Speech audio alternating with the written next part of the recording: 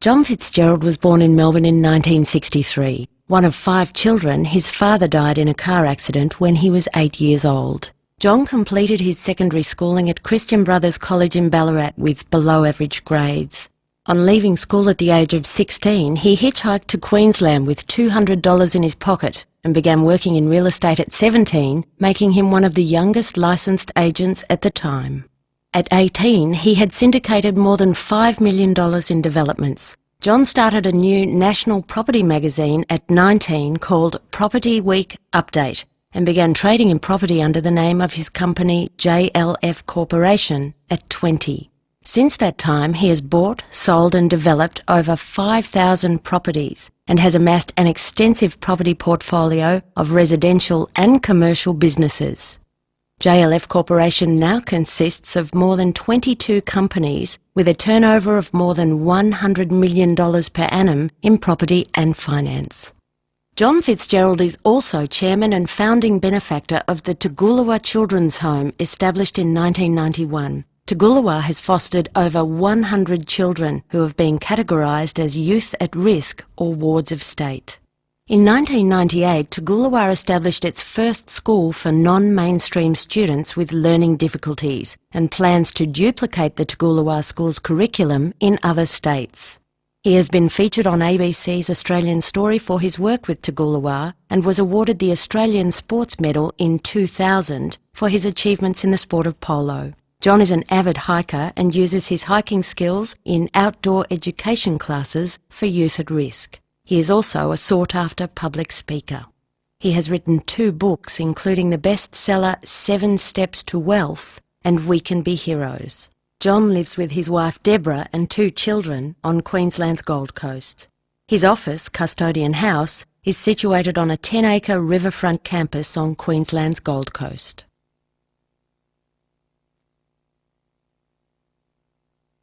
Hi friends, this is John Fitzgerald, and let's talk about wealth building. Everyone would like to retire wealthy, right? Right? Well then how come less than 5% of Australians will retire with enough capital to provide an income above the median wage? To my mind, the answer is fairly simple. We just don't know what wealth building really means. We may have realised that we need to build wealth, if only in the last 10 to 15 years, as we've recognised that there may not be a pension for us on our retirement. We need to take some responsibility for our own financial futures. A key word, responsibility. But for most Australians, that's meant investing in the first scheme that's come across our desk and keeping our fingers crossed. Let's face it, we're a nation of punters. Australians currently gamble some $75 billion a year. And sometimes I think we invest on the same basis. A lot of people hoping to build wealth put their money into property or shares based on the advice of people who haven't actually built wealth themselves. To me, it's like hiring a football coach who hasn't played football. And believe me, quite apart from the bad advice, there are scams. Scams in property, scams in shares, superannuation, mortgage lending. You name it, the word investment has several definitions, and one of them is come in sucker, where the promoters really make the money. If you've been waiting to win the lottery, listen up. It's up to you to build wealth. And you can. Okay, let's focus on wealth. If you want to build wealth, and I mean real wealth, say $1 to $2 million, then you have to build an asset base. Generally, through acquiring assets, of course. Saving your money isn't going to get you there, unless you're on $250,000 annual income, in which case your ambitions might be a bit higher than our $1 to $2 million anyway. I know many of us were brought up to save part of our income on the way to paying off a home loan. That's all good stuff, but let's face it, get an interest rate of say 4% on your savings, the tax department takes half of that, and inflation eats away at the rest faster than it grows. Saving in today's environment is actually a fast track to the poorhouse. So forget savings. Let's talk assets. For me, an asset has to provide 3 things. First, some income. Income to offset the costs of the asset's acquisition and maintenance. Second, some opportunity for leverage. That is, a security value on which finance can be raised for further acquisitions. And third, capital growth. And it's capital growth that builds wealth.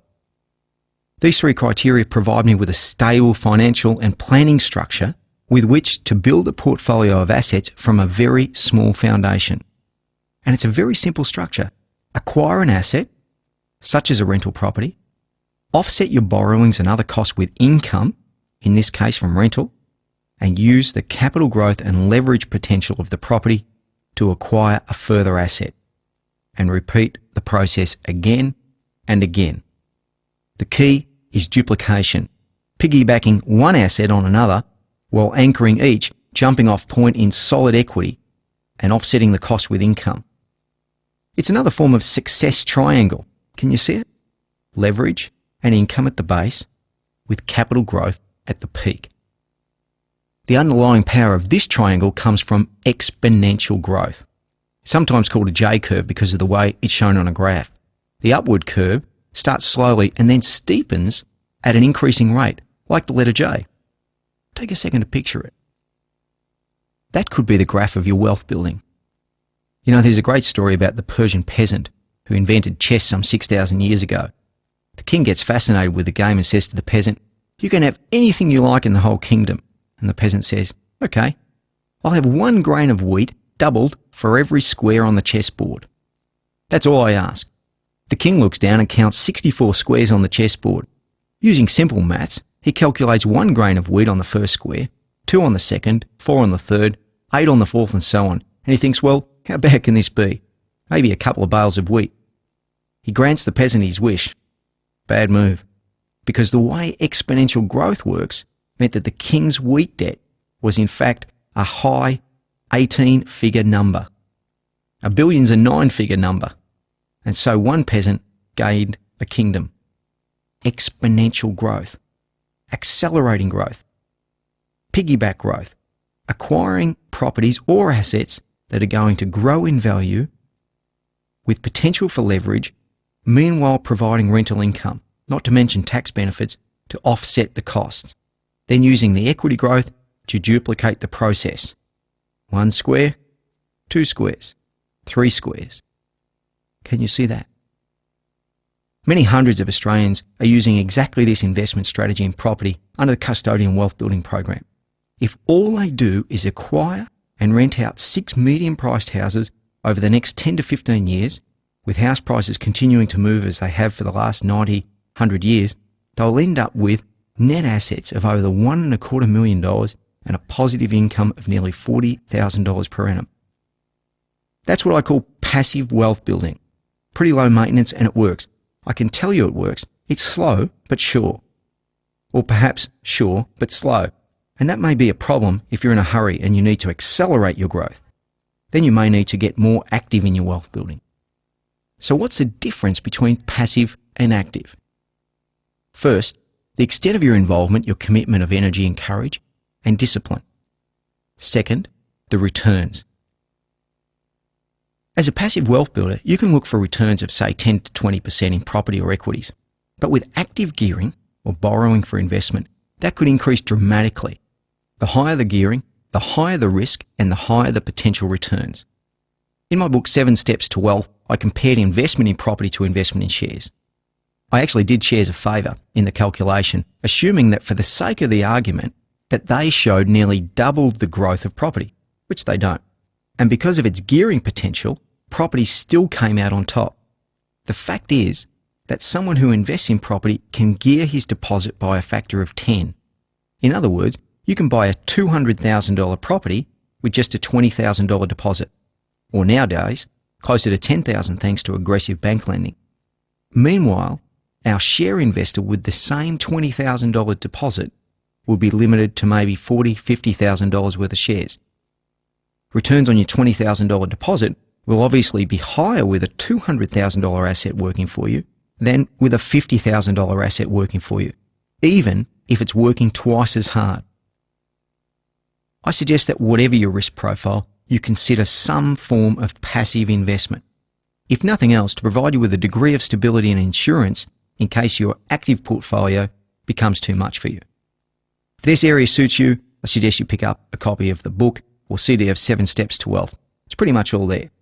For now, remember 2 things: a triangle: income, leverage, capital growth, and a square on a chessboard.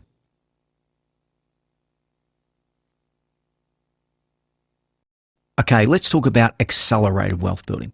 Like I said earlier, passive wealth building is low maintenance, sure, but slow. And perhaps you're in a hurry. I don't believe in get-rich-quick schemes, but I do believe in accelerated wealth building. Accelerated wealth building requires you to become active in the process of building your wealth. And that's what this CD is about. Accelerated wealth building. Basically, there are 2 ways to do it: the right way and the wrong way. The right way means doing your homework, means having a clear process, even a checklist for making disciplined, rational decisions. It involves putting in place a solid structure or system which minimises your risk. And I'll be talking you through the key features of a structure in this presentation, from going in to getting out. Work through this CD slowly and as often as you need to. Each of the elements we'll be discussing can make the difference between a good deal and a bad deal. I'm going to focus on property because that's what I have expertise in. I've bought and sold thousands of property and made millions of dollars without using my own money and without risk. So you might say, I'm pretty well qualified in that area to give you some advice. At the same time, my advice will always be to stack the cards in your own favour and to do your own homework. Break that golden rule and you'll end up like the other punters, because that's the wrong way of attempting accelerated wealth building. Punters are people who don't do the homework and don't follow any clear strategies or structures. You may not think you're a strategy kind of person, but think about it. There's a saying in our business, there's no such thing as a bad deal, just bad timing.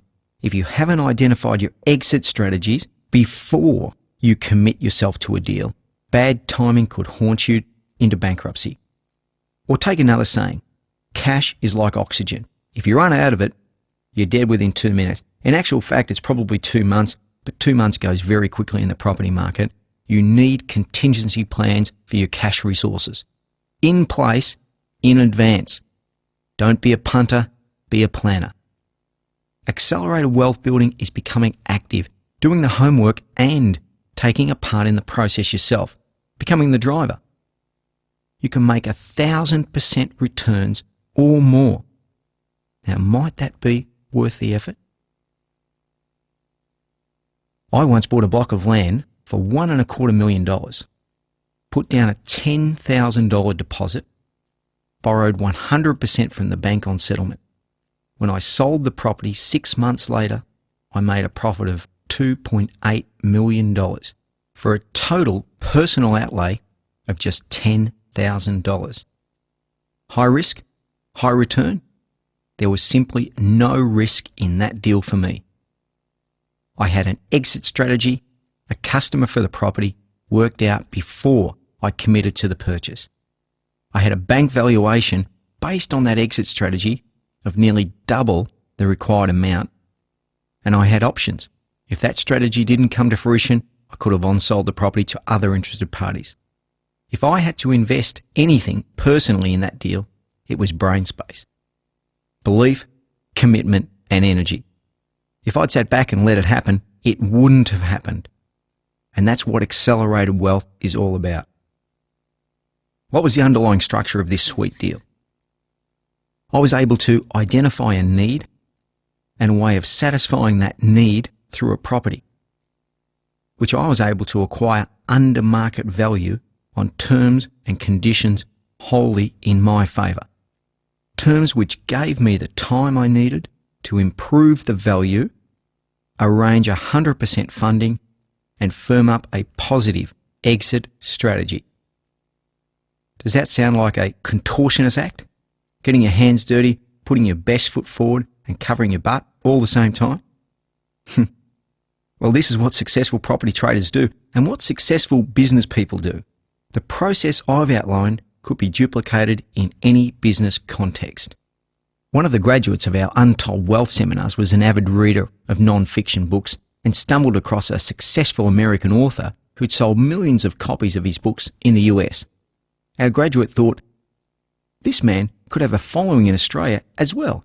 He wrote to the guy, proposing to promote a national speaker tour for him. The author agreed, as Australia was new territory for him, with minimum personal risk, thanks to his prior investment of planning and energy. The graduate made a tidy sum, promoting this well-known author for 8 sellout shows around Australia.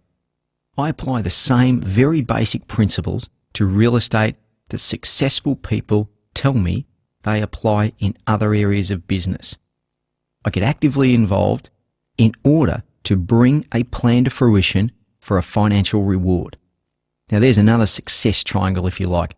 Active involvement, plan, financial reward. Or let me be specific from the point of view of accelerated wealth. Identify intrinsic value, obtain control of the asset, and crystallize that asset. Intrinsic value, control, crystallize. So where do you start? An effective structure for accelerated wealth building is built on the following key elements. 1. Building an A-team. 2. Recognizing intrinsic value. 3. Identifying a need. 4. Controlling the asset. 5. Formulating an exit strategy. And 6. Raising finance. In the tracks that follow, we'll look at each of them in turn. Welcome to the adventure.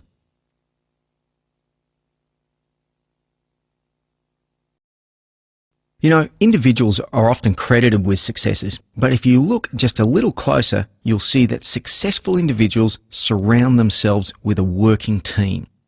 A team that complements their skills and creates the 2 + 2 = 5 energy we call synergy. When Ray Kroc founded McDonald's, he started with a small team, including his secretary and an administration officer. And he valued their contribution to the tune of nearly 1/3 of the company. The story of any successful operation will have at its core a close-knit team of 2 or 3, or sometimes as many as 7 people, fired up by a shared vision or cause.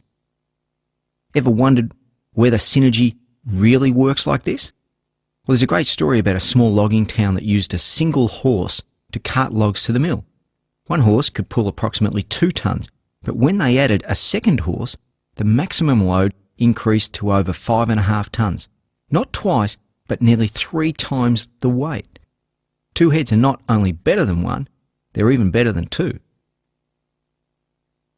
The team needs to have a driver. Preferably, that's the person with the vision, the picture of what you want to achieve, the goal or the desire.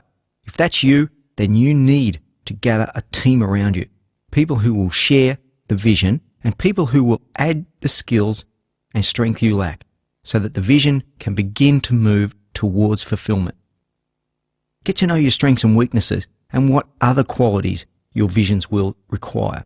In the Success CD in this series, I suggested that a successful enterprise requires a triangle of the complementary people: creatives, or ideas people, capitalists, or resource mobilizers, and conductors, or the detail drivers. 3 in a team is a good number. It balances well with the right mix of people. If you're a conductor, you might look for a creative and a capitalist to work with you. The creative will bring ideas on how you can work better, improve your product, and communicate with the market. The capitalist will provide the finance and momentum to propel the systems that you, as conductor, may put in place. When I first started syndicating development as a teenager, I knew I couldn't do it on my own. I built a small team of people around me who had the experience I lacked in finance, building and engineering. Sure, I had to give away a percentage of the profits from the deals I put together, but it was one of the best investments I ever made. In dealing with a building contractor alone, it probably repaid itself 5-fold. One of my team was an experienced contract negotiator with a large building company, and he was able to confront the builders on any issues of concern. There were, to put it mildly, quite a few issues of concern, but thanks to my A-team, costs stayed down and corners didn't get cut, and we maximised our profits from each project. I had the vision and the ability to sell the project, but I lacked experience in managing the process that would bring the project to a successful completion. Who needs to be a one-man band? Gather a team. Today, I have an A team of 5 people with whom I work intimately. We all get along well, we have the same core values, and we believe in what we're doing. We meet on a regular basis to discuss our goals and ambitions as a group and as individuals. I encourage you to begin to gather your own A team around you. People who not only complement your skills, but share your core values.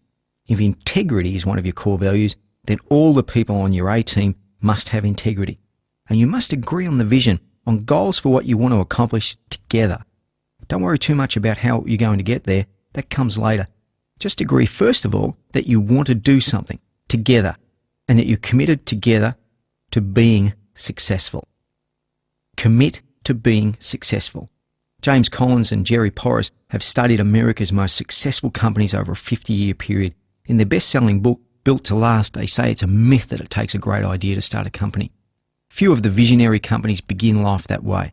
Other companies went to the wall because they clung to their great idea after its time was past, putting the success of their idea above the idea of their success.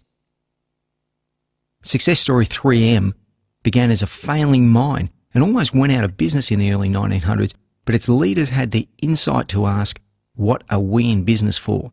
Not just what do we do. Most businesses face a crisis at some stage, and if they deal creatively with the crisis, they can grow stronger and be in it for the long haul. You may know that you want to make your fortune in real estate, restaurants, .coms or some other field, but that's not where the life of your business will be. It will be in the A team, working together with a shared purpose or goal, whatever it might be at a given time, with a commitment to success. Once you've built your core internal A team, you'll need a peripheral or external A team, and this will consist of key trusted advisors. At the top of this list should be a good solicitor. I found in my early days that a solicitor can provide you with credibility and smooth the way over a lot of bumps. Some solicitors these days can also add value in the form of finance. When I was just starting out, my mentor introduced me to a solicitor, and the moment I heard his name, I knew it would command some respect. Believe me, it was no throwaway line in a negotiation to say, I'll get my property specialist solicitor, Mr. Judah Moses, to arrange the paperwork. Particularly since Mr. Moses was, like his namesake, very good at cutting to the chase. The other people in your peripheral A team will be your accountant. And if you're involved in real estate, a surveyor or town planner, an engineer or building consultant, and possibly an architect, whatever field you're in, you'll need a small group of key consultants. A word of warning though, the bigger the group, the harder it is to manage and the more conflict you may get between the various consultants' points of view. Network big, team small. So I want to take a few minutes now to jot down some of the names of potential A team members. Who do you know and trust?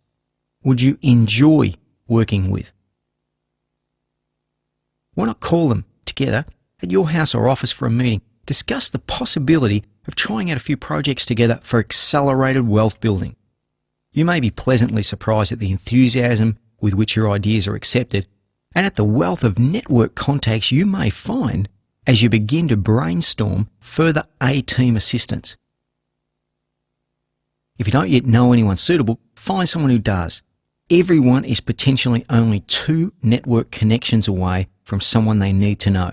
It's the commitment to reach out and bridge that gap that puts you on the road to accelerated wealth building.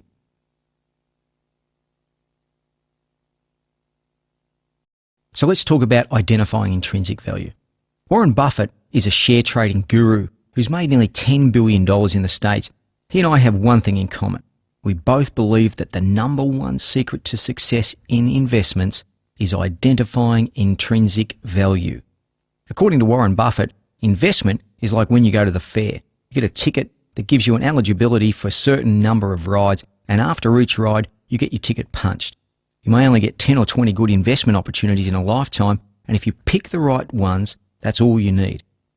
Warren and I can tell you it's the quality of the investment that counts, its ability to grow, not the quantity of trades or investments you get involved in. What makes a quality investment? Its intrinsic value. And what is the intrinsic value of a particular investment? Its underlying franchise commodity. At the grassroots of demand and supply, we need to ask, what is the commodity here and how does it define itself as a franchise concept? Warren Buffett's famous saying is, I don't buy shares, I buy businesses. And there's a difference. Buffett does his homework on the underlying value of the business and looks for opportunities where that value is greater than the market price of the shares at a given moment. That's how it works. You spot the potential in an asset that the market is currently underselling. Property is great for that because it's all around us. In property investment, identifying intrinsic value means focusing on land and the land content of the property value as defined by its size, zoning and location. When I wrote in my book, 7 Steps to Wealth, that the land content of a property's value is the source of its capital growth, since land appreciates and buildings depreciate, it was like some sort of revelation. Not necessarily a pleasant one for people who'd been sucked into buying units, but a revelation. A number of people in the industry wrote to me saying they didn't understand the land appreciates, buildings depreciate formula. I pointed out that buildings have a limited lifespan. They're often pulled down after 30 or 40 years, and the properties are repurchased solely for their land value. And the penny finally dropped. What's the commodity? In real estate, it's the land. Land is a commodity because it is finite in its supply. What gives it its franchise? Primarily, it's zoning. Zoning defines the usage of a particular property, and it also clusters and limits the complementary and or competing usage of an adjoining property. Let me try and explain it in another way. Some people sell hamburgers and they dress them up. They put sauces on them, onions on them, etc., etc. They may even have specials or discounts to sell them. And they advertise and promote those hamburgers. One step removed from the hamburger is, of course, the processor. One step again removed from the processor may be the abattoir. And from the abattoir may be the cow and the farmer. What we're dealing with is the cow and the farmer. And in particular, the cow. The cow's the commodity. When the price of hamburgers goes up, really it's reflected in the commodity price. So many people talk about real estate and they focus on the unit or units in particular. They show you ways of buying them, ways of financing them, how they'll guarantee rents and do various things like that. And what they're doing is disguising to you the intrinsic value. Think about that. They're disguising the intrinsic value. Intrinsic value means going back to the land content, which is the cow. You know, some so-called industry experts like to measure the value of residential property based on the median house price. At best, this can only be a rough guide to the increase in residential values because the median house that they compare year after year, decade after decade, has in fact changed dramatically in landscape terms. When I started real estate in 1980, the average size of a residential block was your quarter acre, 1,000 square metres. During the mid-80s, with the beginning of the urban sprawl, the average allotment was reduced to around 700 square metres. A decade later, it was down to 450 square metres. You might have lost 5 to 7 metres off the frontage of the property, and where you lost the space was in your backyard. Land developments are now doing subdivisions into 300 square metre allotments. That's 10 metres by 30 metres. Houses are built literally from boundary to boundary, and not a whole lot of room left over for the barbecue. All of these changes have been absorbed into what we call the median house price. The truth is that if you are in one of Australia's eastern state capitals with a 1,000 square metre allotment you bought in 1980 for around $50,000, the same property today will have well outperformed the median house price, perhaps even doubling or tripling it. Okay, so how do we use this information to accelerate our wealth building? Let's draw up another success triangle. Intrinsic value has key dimensions, expressed as questions. What is the property's value today? What is the highest and best use? What is its value in the future? What is the property's value today? What's its highest and best use? and what is its value in the future.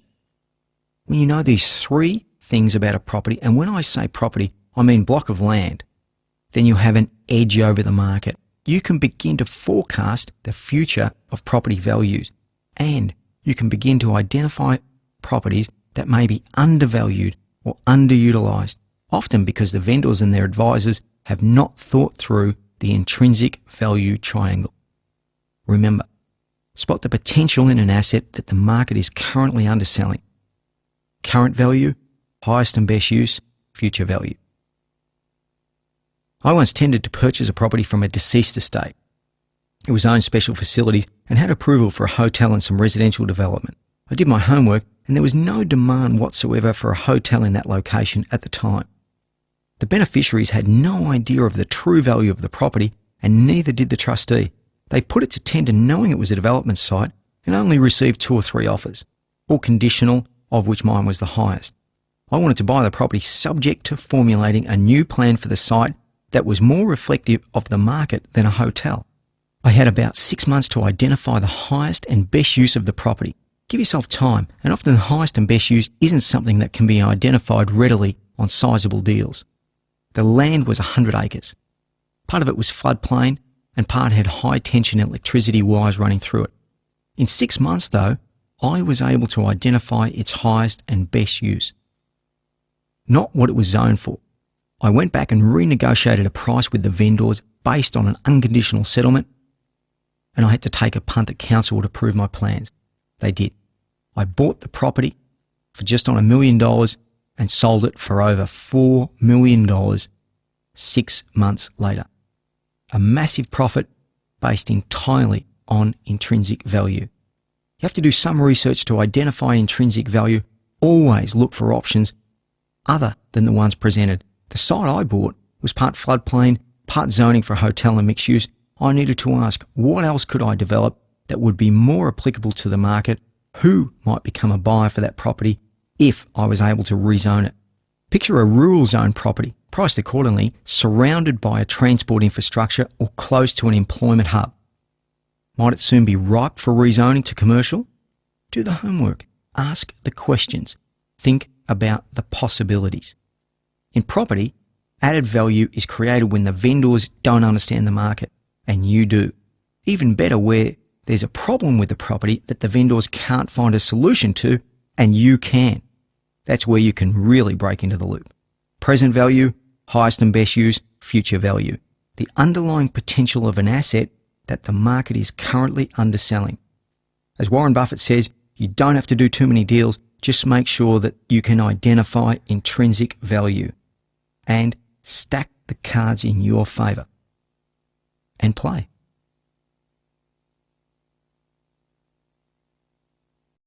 Kev McKay is pretty well known in Australia as Big Kev. They call him that because he's big, 20 stone and a great guy. Big Kev used to run a chicken shop in Melbourne's Chapel Street before moving to Queensland and almost stumbling into the building business, where he started buying allotments and building homes. This went well for him until house prices stopped rising and buyers started disappearing. Big Kev got caught in the debt trap and eventually went bankrupt. He had to start again. He was 40 years old and his mates had to put a keg on for him at the local pub because he didn't have enough money to shout for himself, let alone anyone else. So Big Kev got back to his knitting, what he was best at, which he found was being a spruiker. One of those guys who stands up in front of crowds at markets, flogging anything from gold chains to cheap carpet. One day, someone approached Kev to market a new product, a carpet that didn't stain. Kev spotted a winner and agreed to sell it. He was amazed how quickly the crowd gathered to see the carpet that wouldn't stain. He put all sorts of spillage on the carpet, then applied a traditional stain remover, wiped it clean, and it looked like it was brand new. He was excited.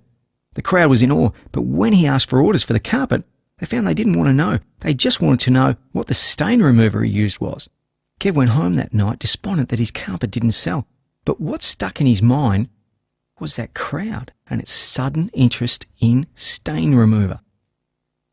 Kev went straight to a chemist and got him to concoct a commercial stain remover. The following week he was back at the market with his first Big Kev product. He was doing exactly the same demonstrations, but this time he had a stain remover to sell. Instant success. He sold out all the product he could get his hands on. I asked Big Kev once what he thinks the secret to his success is. He said, "You must find the need. Without a need, there is no business. Find the need and satisfy the need." If you think about clothes, accessories or kids' toys, you know that what's fashionable and marketable today may be nowhere in 2 or 3 years' time. You have to keep up with the times if you're hoping to sell a product like that. Needs change. The same goes for real estate. Units, for example, go through periods where they're fashionable, everyone's buying them. But then, due to various circumstances, oversupply or economic conditions, bank lending policy or interest rates, no one's buying units anymore. Many developers are caught building units for a market 2 or 3 years in advance, only to find that the market's no longer there come launch day. In 1991, you could literally give away commercial property in Australia. It was not only oversupplied, but the banks stopped lending on it, and those who had lent on it decided that they wanted their money back. So-called gurus of commercial property who'd made a fortune in the 80s were left fighting for their financial lives. If you're aiming at accelerated wealth, the need, and with it the resale potential of the asset, must be researched prior to any commitment. Identify a need that you can put yourself in the right place at the right time. Identify a need that you can put yourself in the right place at the right time to fill. Whenever you look at a property asset, I ask, is there demand for it? And will there be a continued demand for it in the short term, say 1 to 2 years? Too difficult to predict the market beyond 1 to 2 years. You need to act quickly to identify the need and bring the asset to market at the right time. This applies to property and many other spheres. Recently, we helped fund the pilot program for a new television show. In Australia, the local networks are in need of good primetime shows with Australian content in order to satisfy their broadcasting requirements. We came up with a day in the life show and put $40,000 into filming the first pilot based on the rebel motorcycle gang. We made sure we had commitments from other groups, including the SAS, some top sports people and entertainers. We'd made sure the format was easy to duplicate with a different host for each show. The pilot aroused tremendous interest amongst Australian networks and overseas. Identify a need that you can put yourself in the right place at the right time to fill. Same thing as when I wrote 7 Steps to Wealth. I looked at all the other real estate books on the shelf, and quite truthfully, if they had have said half of what I thought it needed saying, I probably wouldn't have written my book. But there seemed to be a big void, so I filled it with an immediate bestseller. Identify a need that you can put yourself in the right place at the right time to fill.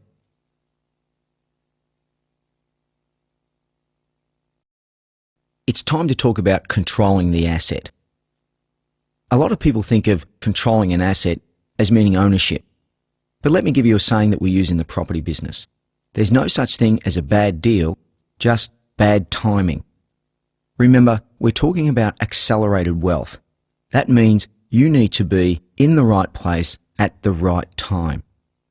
There's some techniques that you can use to therefore control the asset that don't necessarily require you to own the property. What would these be? I prefer to use options or conditional contracts, whereby essentially I'll negotiate to acquire a property on the condition that I can improve the value during the term, or alternatively, I'll take an option on the property on the basis that if certain things come to fruition, then I'll acquire the property. These are tools used by many property traders and something that you can use as well. Why I like it as a focus is that it forces you to identify intrinsic value and operate within a window of time to realise that intrinsic value, or realise it to market. One of the first deals I ever did was I looked at a property, a 3-acre property, on the highway near Brisbane. The agent showing it to me said that the vendor was an older lady who lived in the house on the property. I loved the property immediately, but I knew I didn't have the money to buy it. Therefore, I offered her her full purchase price, which was $270,000, on the basis that she signed a contract with me, giving me 9 months to rezone the property and subdivide it. And then I'd settle if and when rezoning and subdivision took place. I acquired the property off her on a minimal deposit of just $1,000 and therefore tied up the whole property for 9 months. I made the necessary applications to the councils, and in the meantime, whilst it was imminent that I was going to get rezoning and subdivision approval, I was able to on-sell a third of the property to McDonald's for $235,000. I subsequently sold the balance for over $440,000, making a tidy profit on just $1,000 deposit. The key here was I had control of the asset without actually acquiring it, and I was able to realise its full potential during that control period. And as I mentioned earlier, there are two ways. One is to take a straight option on a property. I'm not a big fan of this because legally there are some technical flaws if a contract isn't actually attached to the option. So you might as well just acquire the property on a conditional contract. You obviously need a good lawyer who's experienced in this field.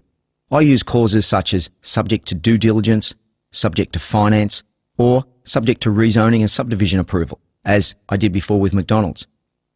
Subject to due diligence is well used in the industry, and you'll see some big corporations look at acquiring other corporations, and they can have a due diligence period of anywhere from 6 to 12 months while they do their homework and ascertain the real intrinsic value of the business they're looking to acquire. They'll have a team doing that, and at the same time, they'll have a team looking at selling off some of the non-wanted assets within the portfolio that they may be acquiring. And that's all we're talking about doing. Remember, identifying that intrinsic value, controlling the asset, and then crystallizing that realized value. Let's talk about that in exit strategies next.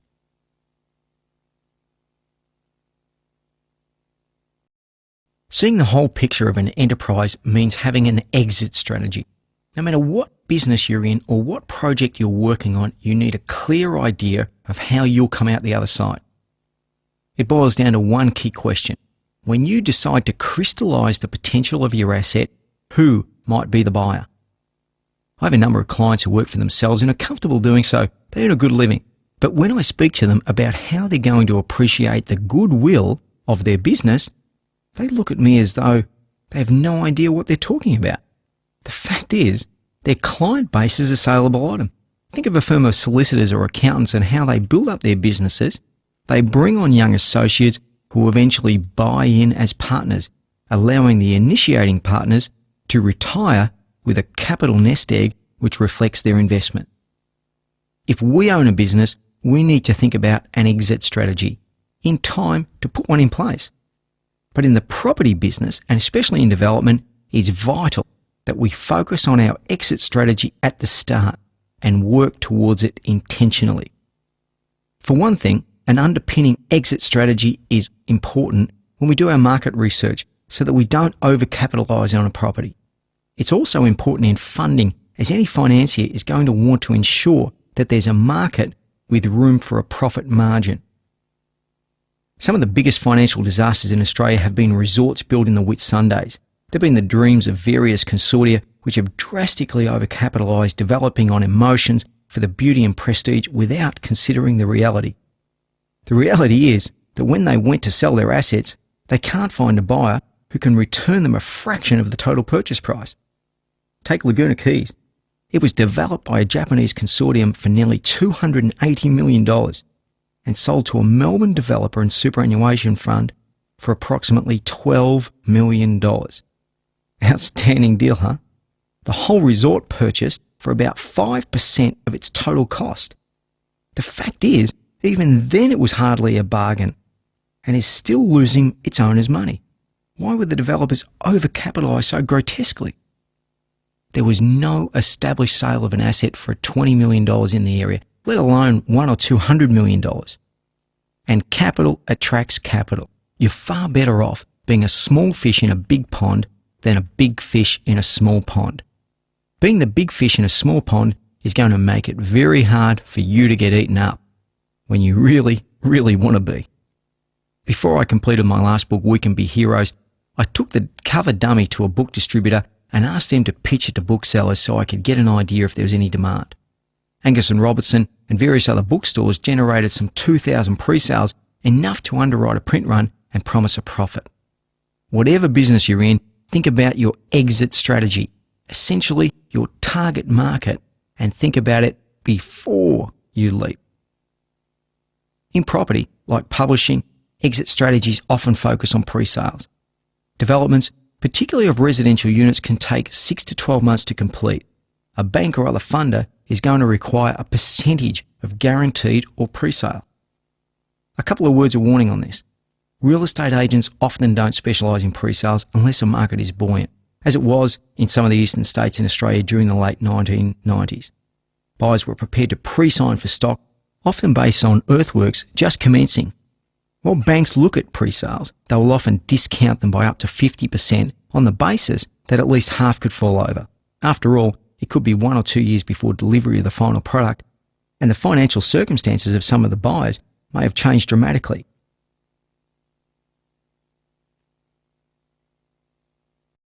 Raising financial capital falls into 4 categories. 1. Angel financing. 2. Traditional or bank funding. 3. Mezzanine funding. And 4. Public funding. Angel funding is essentially startup capital provided by venture capitalists. They're wealthy individuals or syndicates. They take a risk on a new idea or technology and provide the seed capital to develop it and bring it to market, often without security and on the basis of high risk for high returns. They're usually only attracted by the prospect of enormous profits, sometimes in the order of thousands %. And the terms are usually heavy, if not outrageous, stacked in their favour. The launch of the dot-coms during the 90s was often done on angel funding, reaping huge returns when the dot-com was registered as a public company. In the field of property, however, you're more likely to encounter the other forms of funding: traditional, mezzanine, and public. Let's look at traditional bank funding first. If you're looking to buy a property or do a development, most banks are in the market day to day for deals where they can lend their money safely and achieve a reasonably low rate of return in the current climate. That might be well under 10%. For development purposes, banks lend between 50 and 80%, depending on the type of deal, to security involved. That's called the loan value ratio, or in the business, LVR. The track record of the borrower and the likelihood of the bank receiving their funds back in a timely manner are also taken into account. But regardless of whom you approach for funding, you need to go with a clear strategy. Be prepared to lay out the following information. 1. Who you are. And by that I mean your experience and expertise, the experience and expertise of your A team, and perhaps your financial depth. 2. Exactly what you want from the lender. For example, you want a facility for 50% for 2 years. 3. What you think is in it for the lender in terms of returns, future business, or whatever you can propose. And 4. What your exit strategy is. Traditional banks don't believe in property values rising. When they make a loan, they make it on the basis that the security value stays stagnant. That's why they often loan on an interest-only basis for just 5 years, but look for principal reductions after that. Some banks will look for a principal reduction within that 5-year period. The same goes for commercial property, if it's geared above 50%. Traditional banks, however, are a good source of primary funding. The security they'll require is obviously a first mortgage over the property. They'll lend based on the purchase price or valuation, whichever is lower, and generally to a percentage of 50 to 60%, or up to 80% if you have pre-sales or a clearly defined exit strategy that reduces their risk. 2 key criteria for traditional bank funding: loan value ratio and debt service ratio. I've spoken about loan value ratio. Let me just give you a key parameter for debt service ratio. That is essentially the amount of income generated that is going to service the debt. And banks will need proof of maybe 1.5 or 2 times income to service their debt. You can investigate that further with a bank or broker, but there are 2 key terms you must understand: loan value ratio, LVR, and debt service ratio, DSR. Next, mezzanine funding. Mezzanine funding is simply a top-up between what the traditional bank is going to provide and the balance. It's generally limited to development proposals, and often used by new developers as well as larger developers who want to spread their risk. Rather than putting all their eggs into 2 or 3 baskets, they might undertake 10 or 12 projects using mezzanine funding.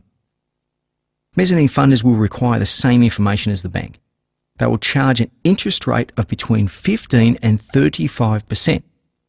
And at the lower end of that range, they also may require some percentage of the profit or a guaranteed minimum profit.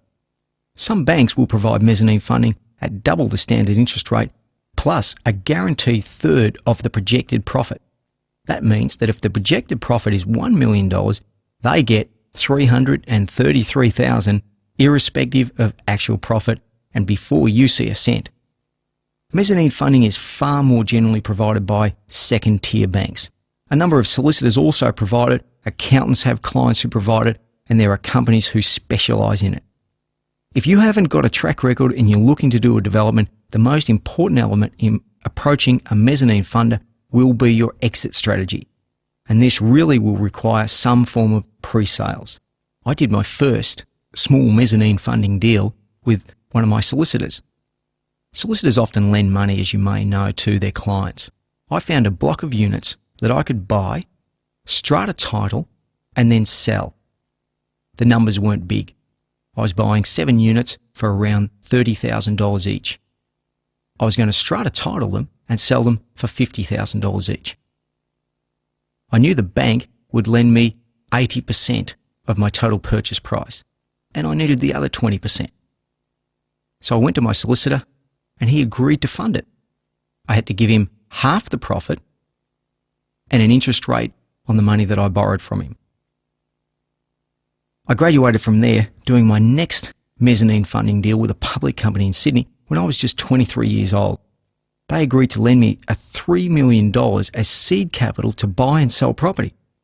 I use the term seed capital because I geared the $3 million up to nearly $10 million in property acquisitions, using the $3 million as deposits and getting traditional bank funding for the balance. You might call this not just accelerated, but fairly aggressive wealth building. The security for this particular mezzanine lender was a joint title, although I had the right to borrow in that title. The bank's cross-collateralisation meant that if there was any major hiccup, they would have lost their $3 million. There wasn't, and they didn't. In the first year, we made a profit of nearly $2 million. I'd agreed to pay them an interest rate of 20% on the loan, plus 50% of the profit. That obviously meant I had to choose my investments very wisely and work at 100 miles an hour to ensure that I brought them to fruition very quickly. I still do mezzanine funding deals and often find that they're more available than publicised. For example, a couple of years ago, I needed to settle a purchase of a $10 million land acquisition, being 2 residential subdivisions.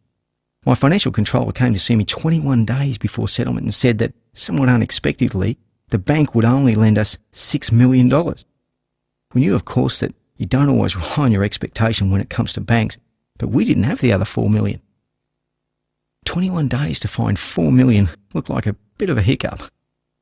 When I got home, I slept on it, believing that I'd find an answer. I woke up at 3 o'clock in the morning with a question in my mind. Who will benefit? I switched on the light and started to mind map the question, who stands to benefit from my going ahead with the subdivision as planned?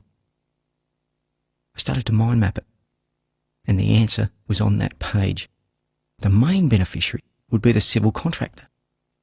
That morning, I phoned my civil contractor and asked him if he could loan me $4 million. He wasn't in a position to do so within 3 weeks. So I phoned his major competitor. I said, I've got 2 subdivisions, fully approved, ready to go. Got bank funding in place, but I need equity of $4 million. I'm prepared to give you 10% interest plus the civil contract plus a guaranteed fee per allotment that we develop. I'd only met these guys once or twice before, never done business with them. But they came back to me 48 hours later agreeing to the proposal.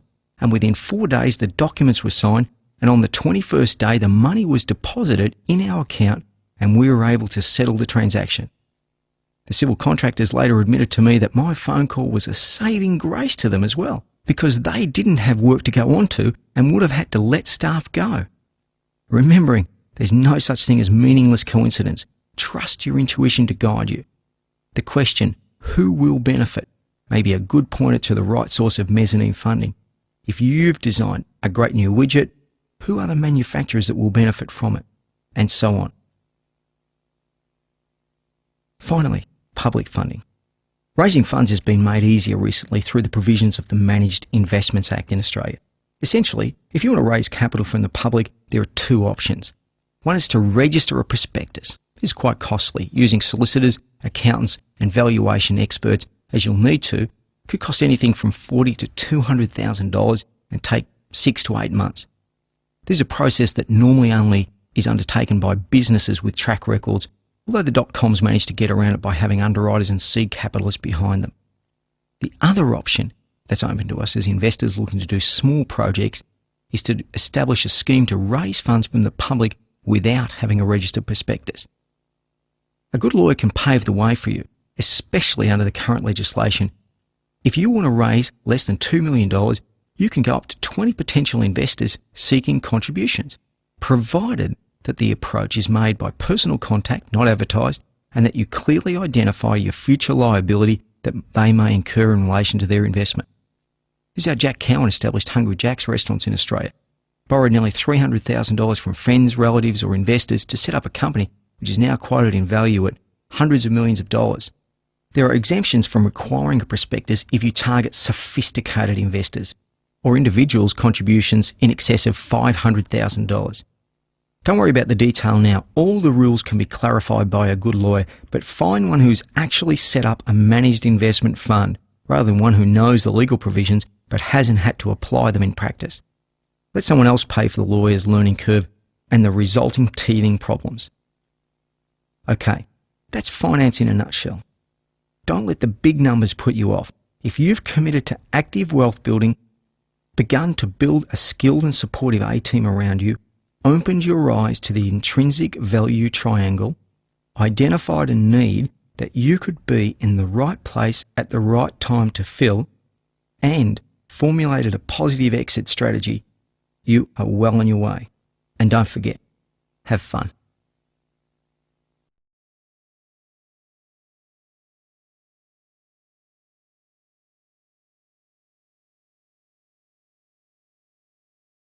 Focus. The philosopher Friedrich Nietzsche said that by losing your goal, you have lost your way. You'd think that every professional football player playing Australian rules football would be focused on the job at hand. Paid a lot of money, they're under intense pressure week by week to perform. They know that no one is irreplaceable, not in a team which lines up with 22 players at game day but has a list of over 40 players to call on. In 1999, I got to work with one of the legends of the game, Todd Viney. He spent 13 years with the Melbourne Football Club, made the All-Australian team, captained the club in his final successful years. Todd started working with me to identify some of the options available to him after football.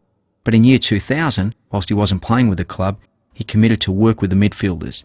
The midfielders are the working dogs of the team, so to speak, whose job it is to transport the ball to the forwards, get it out of the centre bouncers, do a lot of the hard running work. Todd called the 12 midfielders over to his house at the start of the season for a barbecue and a chat. In the course of this session, he asked them to write down their goals, what they wanted to achieve for that season, as well as any ways he could help them. He asked them to come back the following night, present their goals in written form. He'd have a dietitian and a specialist sports coach who could talk to them about how to organise their diet, exercise and sleep to achieve their peak performance. The next night, the 12 fellows returned. Of the 12, only 10 had written their goals down. 8 of those 10 wrote pretty standard goals, like to play a percentage of games through the season, like to get so many kicks, they'd like to have good statistics, they'd like to play to their level or above the level that they played the year before. But 2 out of the 10 wrote audacious goals. They wanted to captain the club, they wanted to play in the All-Australian team that year, they wanted to win the medal for the best and fairest. Their goal was to be best.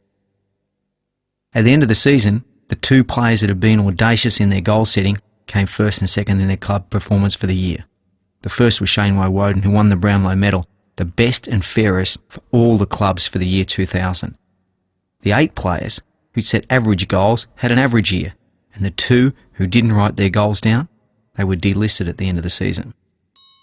The philosopher Friedrich Nietzsche said that by losing your goal, you have lost your way. We all need to have goals. Having no goal is like not having a compass when you're wandering through a forest of life. You simply have no direction about where you're going. What happens when you reach your goals? You set more goals, further goals, bigger goals. And it may look easier to set general step-by-step goals, at least at first, so you can see where you're going. But remember the impala? Sometimes you just have to leap. Have a go. Set specific goals. Set audacious goals. Goals beyond anything you've previously believed you could achieve. And leap. It's a question of belief, isn't it?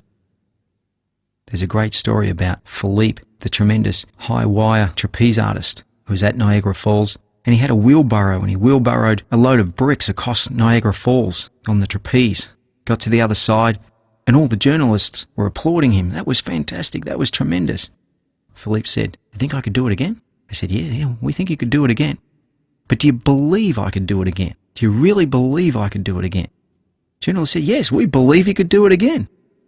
So he dumped the bricks out. Says, okay, jump in then. The story of Michael Dell, the chief executive of Dell Computer Corporation, is a good one and illustrates how, when we set goals, we seemingly need to continually reset them and then reset them again. He was a university student in Texas in 1983 when he started rebuilding computers and upgrading PCs, selling them directly to people who wanted a more powerful unit. He decided to commit himself and by selling direct, link himself to the customer. In his first month, he made $80,000 in sales, which was beyond his wildest imagination. By 1986, when he was still only 23 years of age, the company had sales of more than $150 million. Called his team together, said, let's set a goal of $1 billion in sales. Dell Computers now sells more than $20 billion a year. So you'd think he's had to redefine his goals many times over. And during that time, he's admitted he's had to overcome immense obstacles of outgrowing his logistics for planning, his inventory, his capital requirement, but always maintaining his fundamental core, which is to deal direct with the customer and to provide service. Think about it. A 20-year-old university student who's using spare parts to build computers, how could he have envisaged that 15 years later, he'd be running a $20 billion corporation? It's out of this world, and that's what goals are. They're audacious and they're out of this world. As a teenager, when I hitchhiked from Melbourne to Queensland and started working in real estate at age 17 or 18, I quickly realised that I wanted to be successful. Probably because of my youth, I measured success purely in monetary terms. And I set my goal of being a millionaire by the time I was 25. When I used to visit Melbourne and spend time surfing or going out with my mates, they'd ask how I was going. And I would tell them audaciously that I was going to be a millionaire by the time I was 25. What a cocky guy I was. They used to laugh at me and rib me about it. My three best friends who'd known me since primary school rolled their eyes and say, Johnny's dreaming again. Tables have turned somewhat now because I've achieved my goal. As it happens, those three best friends now work for me. They're now daring to set goals for themselves that I set for myself when I was 19 and reset for myself in my 20s and my 30s. And that's okay. It doesn't matter how old you are, who you are, whatever setbacks you had, whatever handicaps you think you've got or other people think you've got. If you set goals and stick at it, you can achieve anything. The philosopher Friedrich Nietzsche said that by losing your goal, you have lost your way.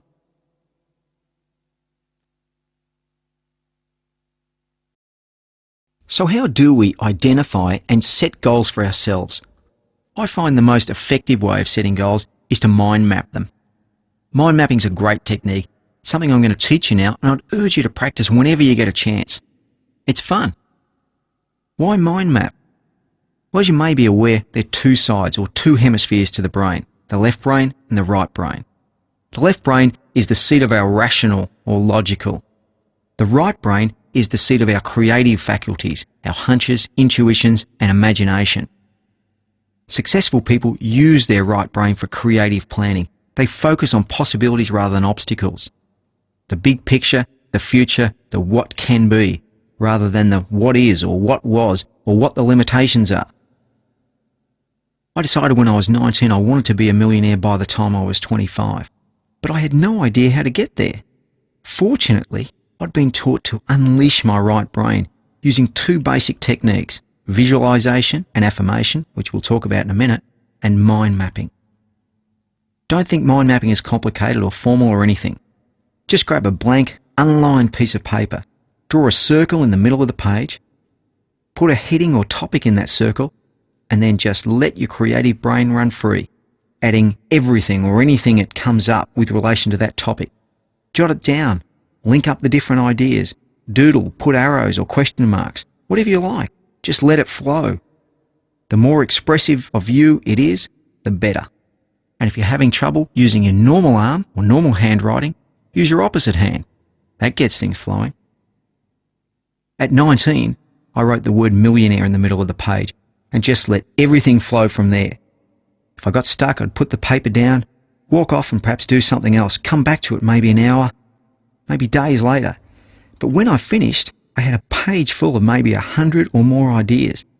People I needed to meet, ways I could try, who I knew, who they knew, what my options were, what I liked doing, and then some far-fetched dreams of anything else that I thought could have been possible. And sure enough, the answers were on the page. It started with connecting to people, finding mentors and following a path in real estate and real estate development. I wasn't even aware of a fraction of the possibilities that eventually presented themselves. And yet, once I had some idea and began to follow the path, doors opened, options appeared. Let me share with you a couple of things that I've read that have made sense to me. An old Buddhist saying, when the student is ready, the teacher will appear. And a quote from Einstein, imagination is more important than knowledge. In the year 2000, I had this urge to write a book. I'd already written a book in 1998 called 7 Steps to Wealth, and that was a book about building wealth passively through real estate, an area I knew something about, or actually a lot about, because I'd actually built wealth in property. It's funny when you write a book, because they always ask you, are you going to write another book? My answer was pretty much, well, if I feel like it, I would, but if I didn't, probably wouldn't. And to be quite honest, I didn't know myself. However, I began to get this urge to write a book, and I wasn't sure really what I wanted to write about. So I figured the thing to do was to reflect on some of the events in my life. If a story was there, if a book was there, it was somewhere hidden in my past or hidden in the things that I'd been doing in my life. So I began to mind map. I started by putting the circle on the page with the words, my life. Started looking at every aspect of my life, when I was born, growing up, Dad dying, being sent to boarding school, being expelled from school, going to a co-ed school, everything. I jotted down about fighting when I was a kid, being an angry teenager, how I had trouble getting on with Mum and all these other things. And then I got around to age 25 or 26 and wrote down Tugulawa. Tugulawa was a charity that I established in 1990 with Dr. Ron and Sue Farmer. And there was a rambling sketchbook of a mind map with my life in the centre, with all these lines and words and doodles and topics. Down the bottom right-hand corner was this word Tugulawa. And suddenly, it sparked something. I remember putting the page down and looking at it and thinking, maybe there's a book there. The next day I picked up my mind map, still enthusiastic about writing my book. Started a fresh page, fresh mind map, and put Tugulawa in the middle of it. Within a half an hour, I'd planned the whole book. And We Can Be Heroes is in the bookstores today. It's a story of how I got involved in welfare and the difference it's made in my life, together with the stories of 7 other people who have inspired me along the way. An ex-SAS soldier who became a priest, a sober alcoholic who runs a drug rehab centre, a top psychologist who had to have a nervous breakdown to have a breakthrough and has now worked with me for over 10 years. These stories told me, again, that everything happens for a reason. The people we meet for a reason. And hear this, if we just mind map what's going on in our lives and in our heads with a goal in mind and keep doing it, more doors begin to open. More teachers will appear. More turns in the path will be lit up ahead of us. Mind mapping is a key to unlocking our future. Anytime you get any spark of an idea in your head, begin to mind map it. See where it leads you. Don't worry about order, don't worry about logic, and certainly don't let the left brain, the analytical, critical side of you, have anything to do with exploring your options. Left brain stuff comes later. For now, just let it free flow. If you tend to be an analytical person, whatever you do, don't use papers with lines on it or put any order or sequence to your ideas. Just let your imagination run wild. If we look back on our lives and work out how we got to where we are today, the people we've met, the things we've done, the paths we've gone down, we'll recognise we didn't plan too much of it in our conscious mind. There was something else bringing people and events into our lives to influence us. Something within us or outside of us. You'll know it when you see it. Okay, it's time to pause the CD and do an exercise. Mind map your goals. Put no limitation on yourself. Focus on what you want, what you really want. Want for your health, wealth, relationships, for your community, for your achievements. Don't worry about whether you need it, whether it's logical or realistic, whether you deserve it. We'll get to that later. Just get down what you want. Do it now, or plan to do it before you listen further. Just do it. I promise it'll be worth it.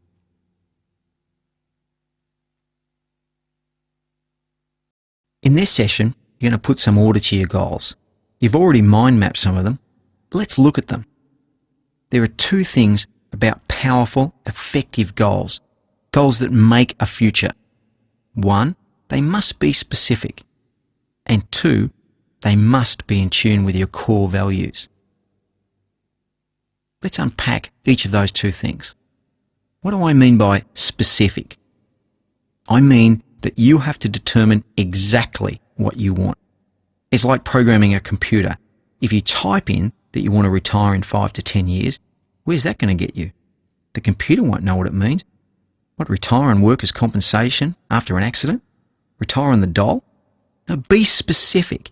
If you want to retire in 5 to 10 years, set a financial goal for your retirement, or a place you want to retire to, or what you want to be doing. You want to have $5 million in 5 years? Or you want to have that dream home that you've always loved? Personally, I like the dream home idea because it includes other people, which brings us to core values. If you've got a family, if you're in a relationship, you probably realise that you need to be careful that your goals will be shared by those you want to take with you.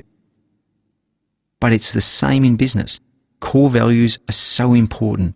Often the reason why companies fail is that they haven't identified what their core values are, what their purpose is. So what are core values? They are, quite literally, whatever we would die for. They are the most important things in our lives. If you die for your family, if you had to, then your goals need to include them, or your heart won't really be in it, or you'll pay too high a price for your success. Will you really be happy going after that extended solo tour of Europe in the fancy sports car if it costs you the love of your family back home? Or think about business. If you die rather than compromise your integrity, what goals are you setting that might lead you to where you don't want to go, or wouldn't respect yourself for going? Core values. What are yours? Think about mind mapping them sometime. They may surprise you. Look at every path closely and deliberately. Try it as many times as you think necessary. Then ask yourself and yourself alone one question. Does this path have a heart? If it does, the path is good. If it doesn't, it is of no use. Carlos Castaneda, The Teachings of Don Juan. Okay, so we've mind mapped our goals. Now let's begin to get them into some sort of sequence. Take a blank sheet of paper. Write the word goals at the top of the page. Underneath that, write the words plan of action number and add the number, perhaps this is number 1. Now on the upper left-hand side of the page, write down the areas of life that your goals may involve. Say business, family, personal. Remember that these are the areas of your life that will be affected by your goals. We can't make goals to change other people. They have to be our own life path. Now on your right-hand side of the page, write down the word vision, and underneath it, draw a square box about 5 centimetres by 5 centimetres. Now you're ready. This is a 10-step process. Give yourself some time. Write your specific goal next to the area of life that you want to work on. Get them down. Step 2. Now we fill the vision box. What with? With whatever will allow us to see what it is our goals will look like when they're achieved. If it's all about your dream home, get its picture into that box. Maybe a photo from a magazine or architectural drawing or your own sketch. Doesn't matter. What is important is that something you can begin to visualize. Step 3. Beside the box, put the words today's date and date it. Below that, put the words final target date. That's the date by which you want to see that dream fulfilled.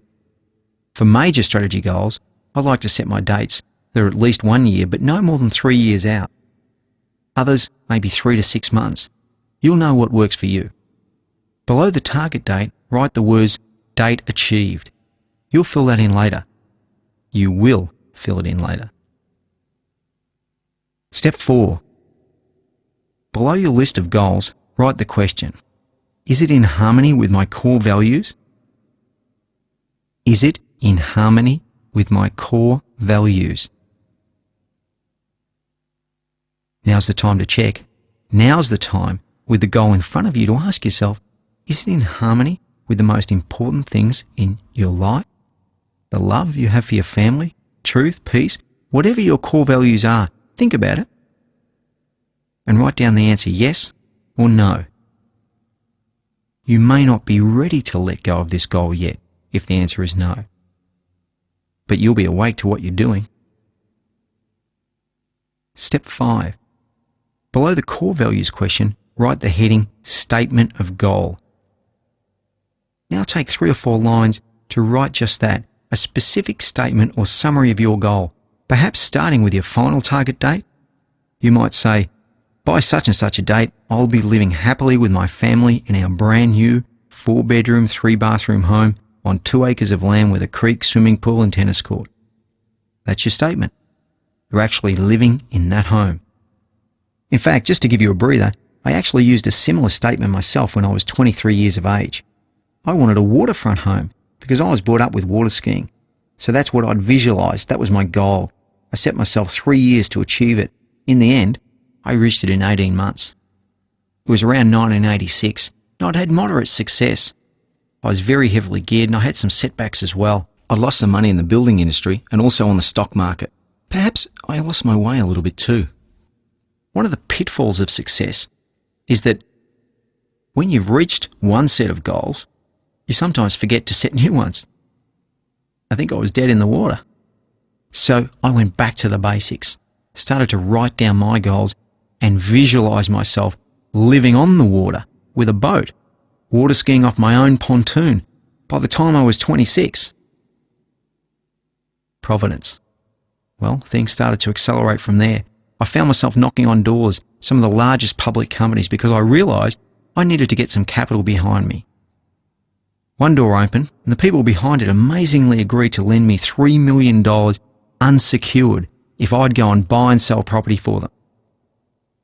Now, being loaned $3 million is a far cry from actually owning a waterfront home, but 6 months later, one way or another, I found myself sitting in the park over the road from my partner's offices.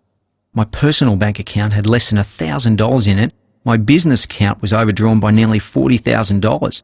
My bank manager was doing backflips.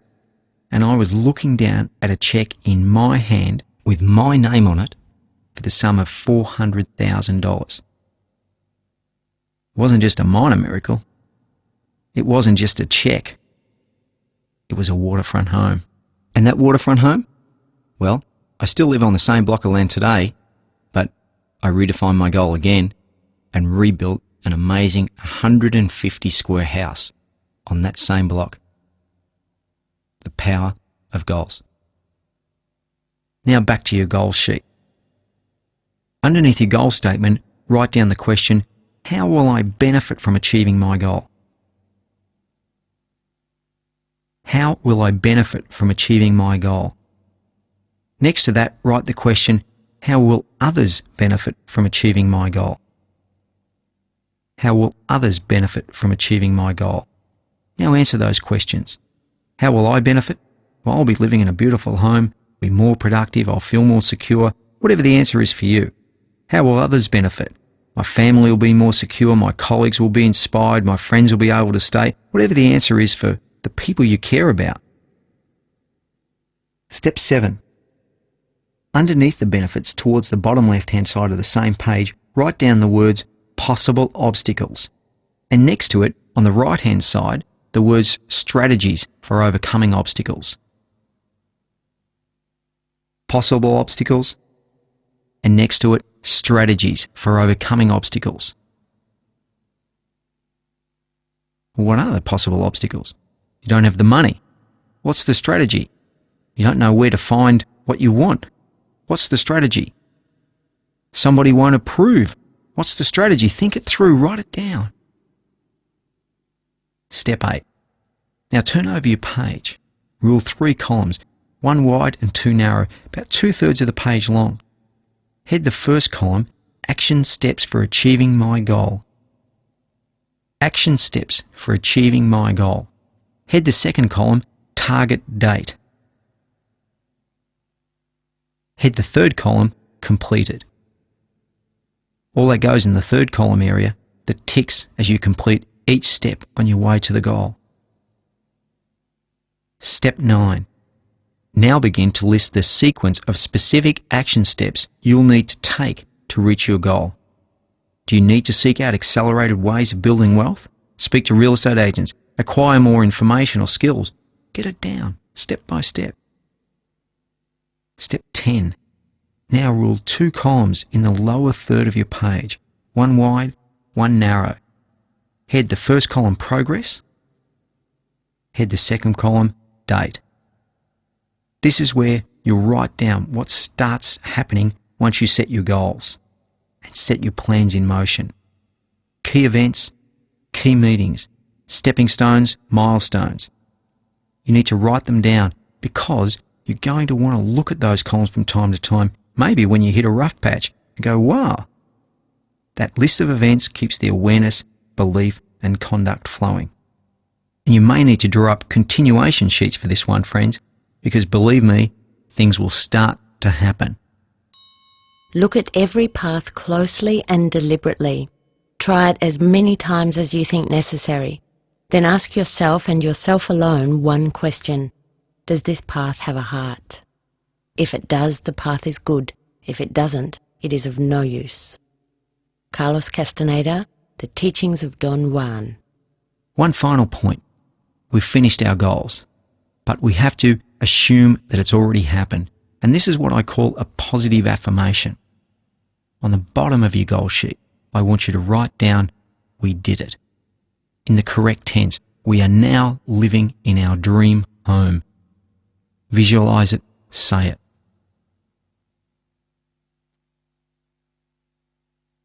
One of the most powerful techniques that I use is creative visualization.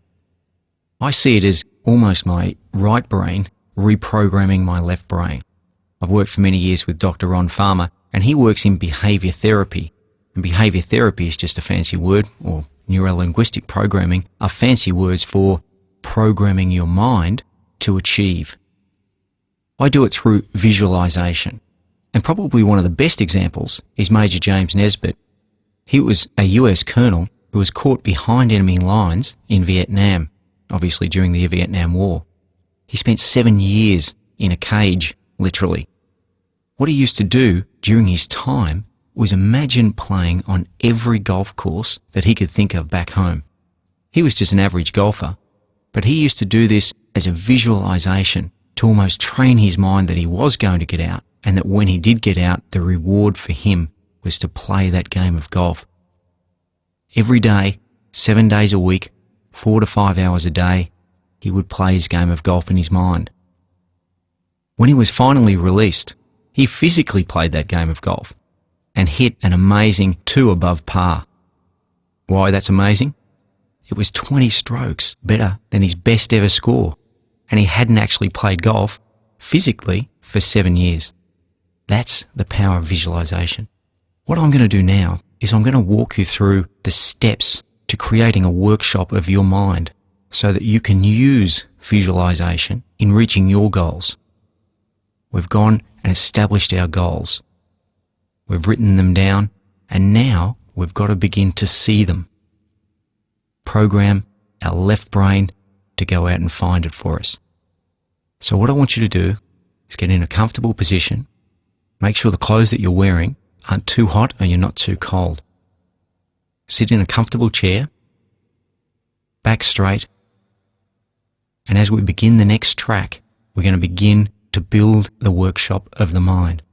But please, don't listen to this while you're driving your car. Okay. Sit down in that chair. And now begin to relax your body. Start by focusing on your breath.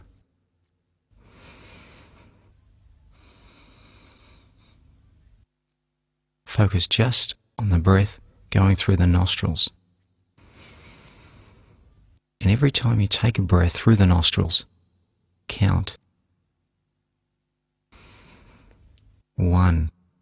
See the number 1 going through your nostrils down into your stomach. Then 2.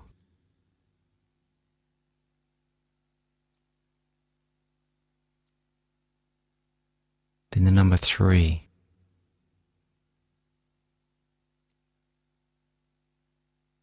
Then the number 4. Going in through your nostrils, down into your stomach. 5.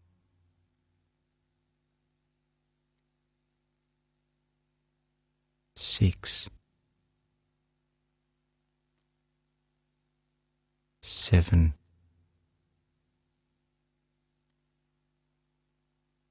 8.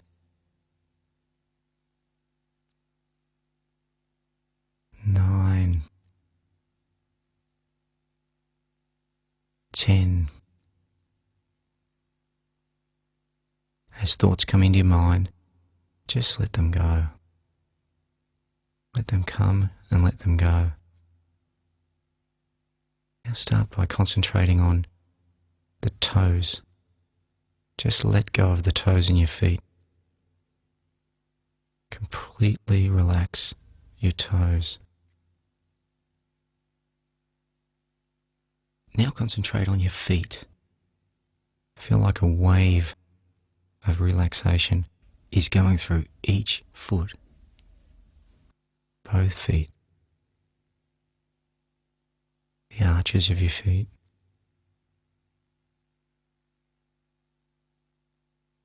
The heels. And the ankles. Just let your feet go.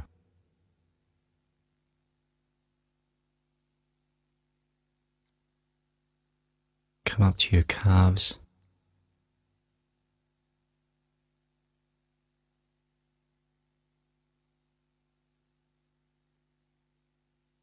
Just let your calves go. And then to your knees.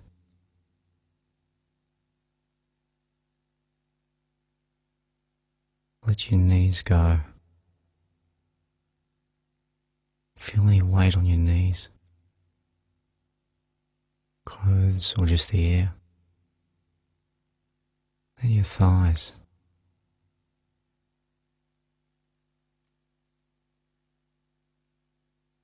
Let your thighs go.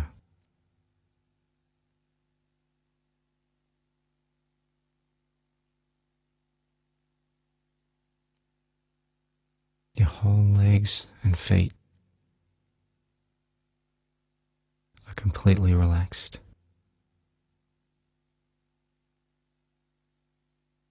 Now to your groin, stomach and hips. Just let it go.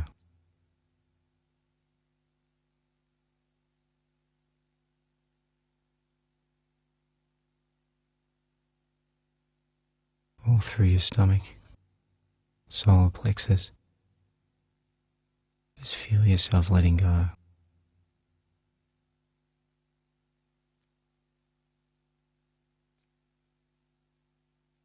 your chest,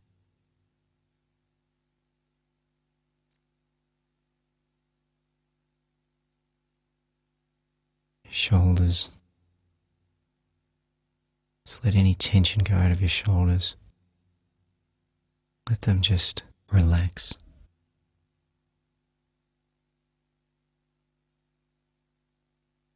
Then your arms, the tops of your arms. Feel any weight from clothing.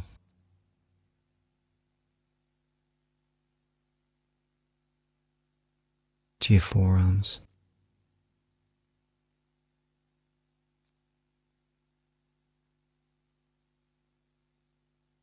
Now your hands. Let your hands, your fingers, concentrate on relaxing your hands, fingers, all your arms.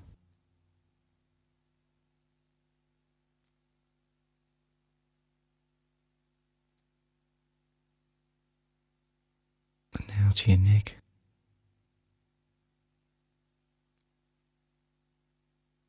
Throat. Concentrate on relaxing your neck and throat.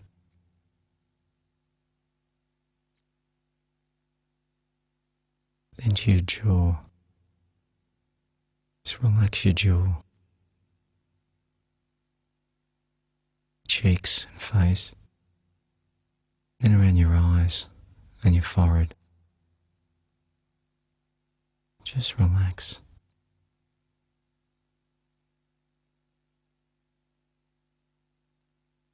The top of your head. Just concentrate on relaxing and letting go.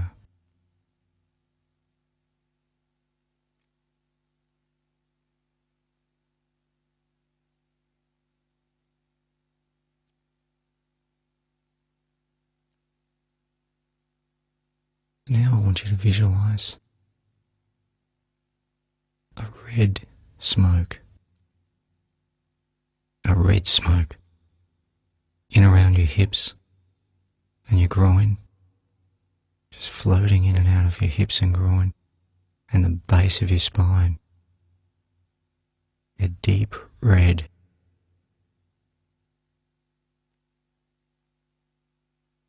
Passing through your body.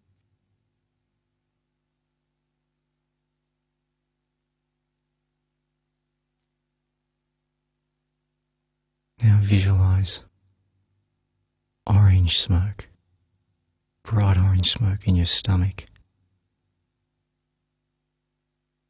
going through the back of your spine, around your stomach, deep orange.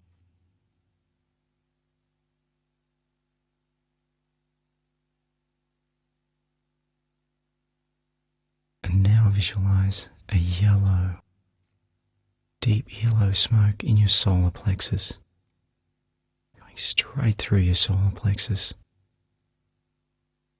straight through to your spine, circling around.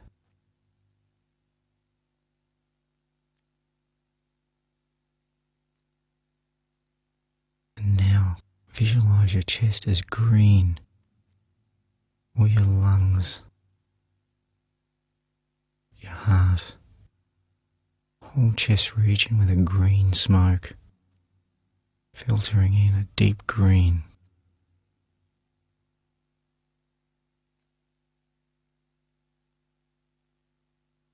And now up to your neck, which is blue smoke, deep blue, going through your throat, around your neck. Visualize a deep blue smoke permeating your neck.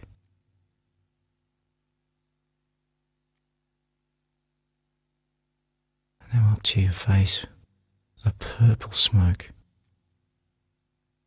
going into your face, your mouth, nose, eyes and ears. It's a deep purple smoke.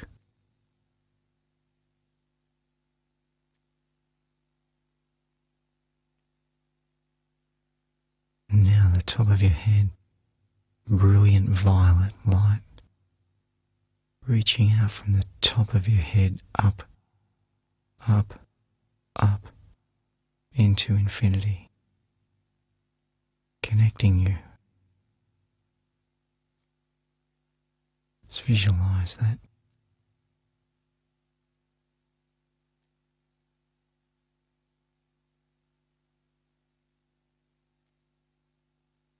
Now I want you to go to a beautiful place. The mountains, the ocean, your peaceful place. See yourself there. See yourself walking amongst nature in your special place. Feel the sun. Find some water. Splash it on your face.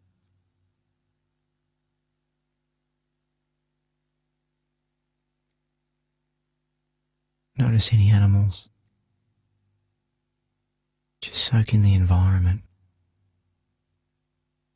Take it in, it makes you so happy. Peaceful. Tranquil. Beautiful.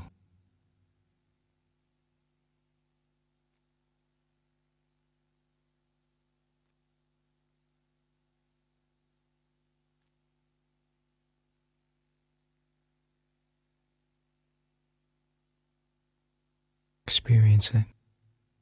Feel it. Touch. Reach out and touch something in your space. Smell the flowers. Feel the water.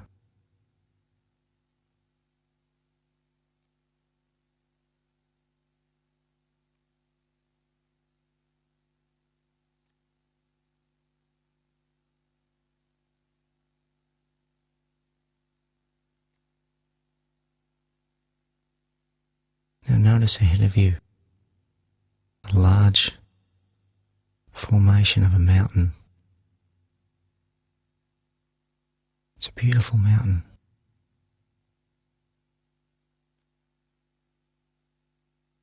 Begin to approach it.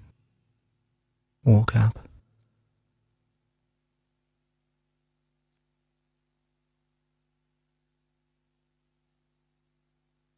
And as you approach it, you realize that you're getting bigger and the mountain's getting smaller.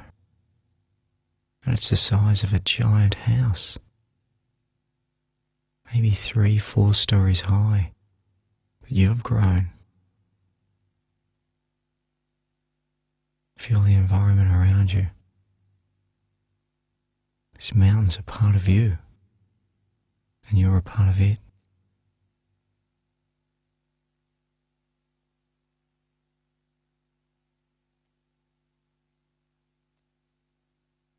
As you approach the mountain, realize that you've called this into your mind.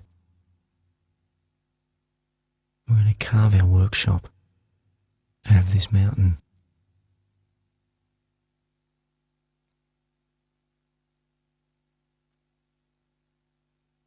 Start with some steps going down into the mountain. See yourself creating 7 steps.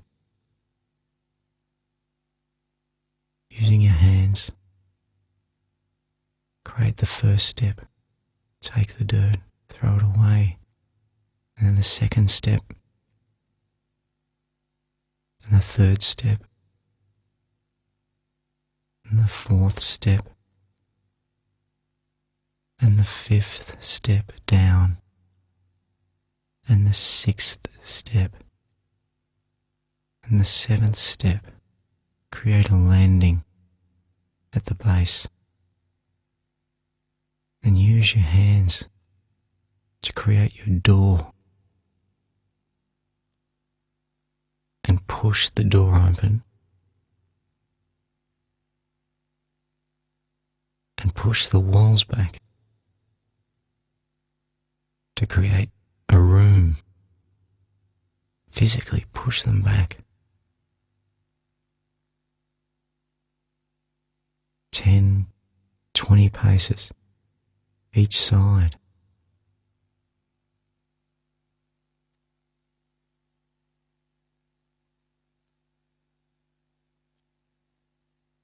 Now lift the ceiling up.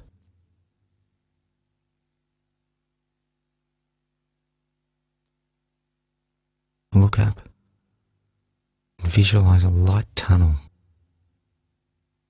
coming through from the top of your room to create a beautiful light.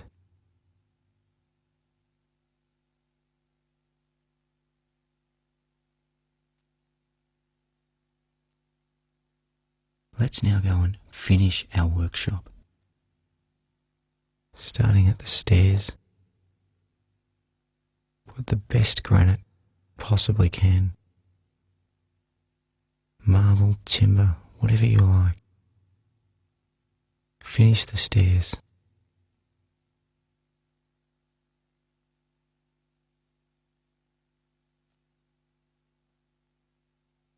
Now let's finish the walls.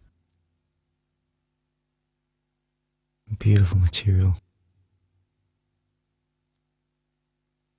Christens this your workshop, and a handrail down the sides.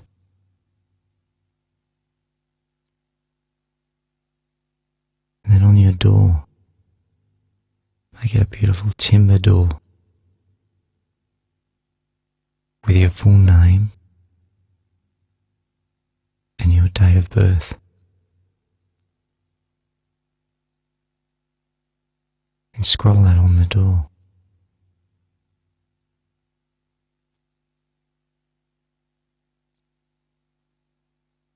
Go through into the workshop.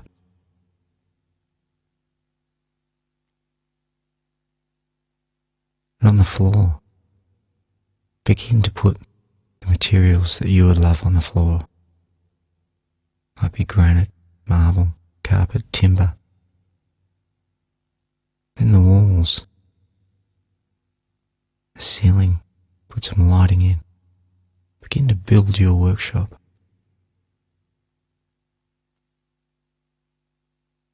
Now in the centre of your room, put a beautiful desk. The desk that you'll work at.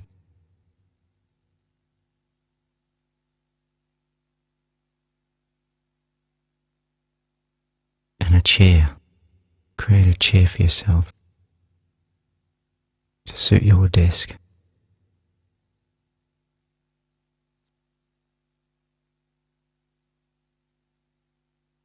And now, two beautiful chairs. One on the left-hand side of you and one on the right-hand side of you, smaller than yours.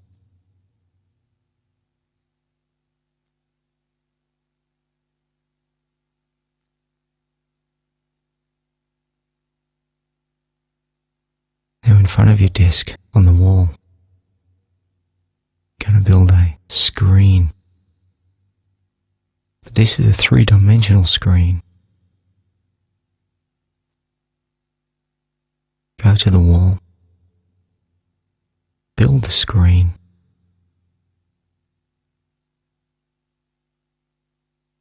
then extend it out so that it makes almost a hologram, a real three-dimensional hologram. Creates a theatre for your mind.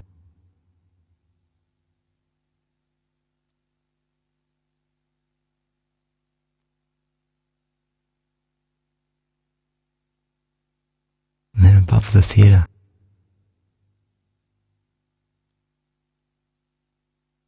an inscription for you to write. I am, I will.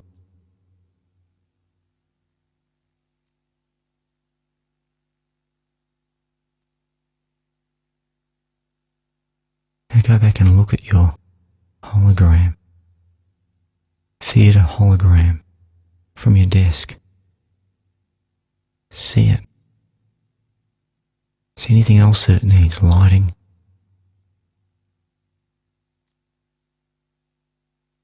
This is where we'll visualize. Begin to visualize our goals.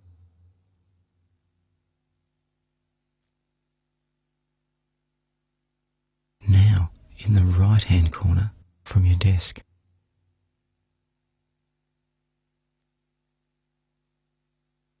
go to the right-hand corner and create an elevator.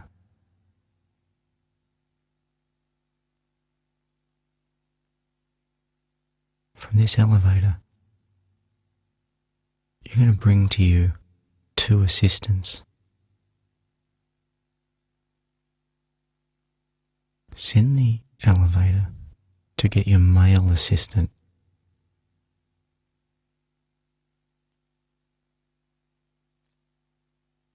Bring the elevator down 3, 2, 1. Doors open and out comes your male assistant. This is the person that's been sent to help you. You may know him. Ask his name if you don't.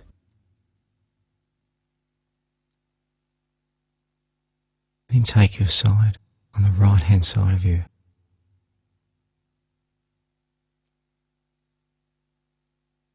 Send the elevator back for your female assistant.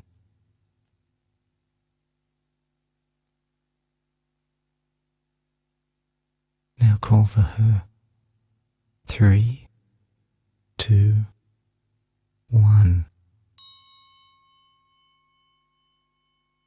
Elevator opens and your female assistant greet her. If you don't know her, ask her name.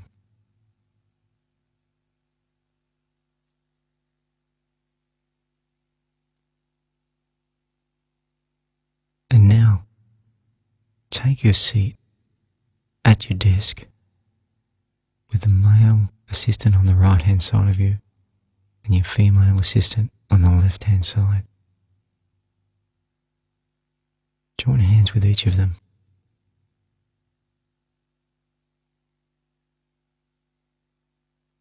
Start to use your holograph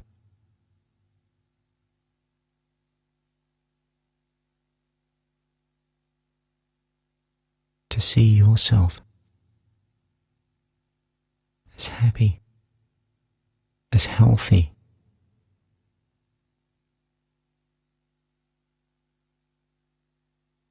just concentrate on seeing you as happy and healthy.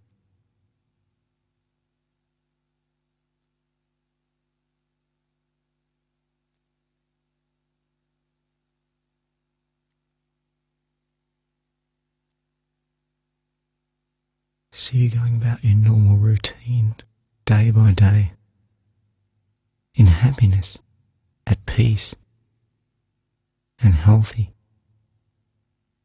with energy, interacting with others positively.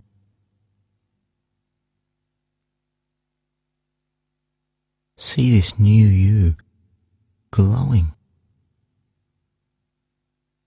without fear. Positive, effervescent, bubbling with energy and positive vibrations.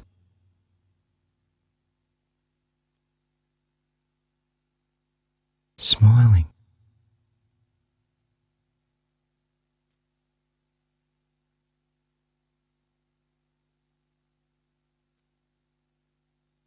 There's no fear. There's no ill feeling towards anyone else. You're completely at ease. You're happy.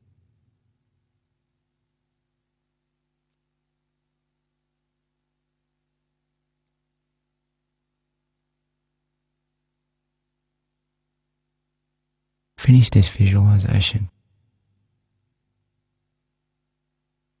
by repeating the affirmation, I am now happy.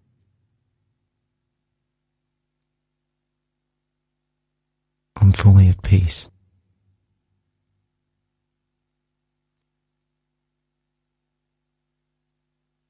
Thank your assistants. Give them a hug, your male and female assistants.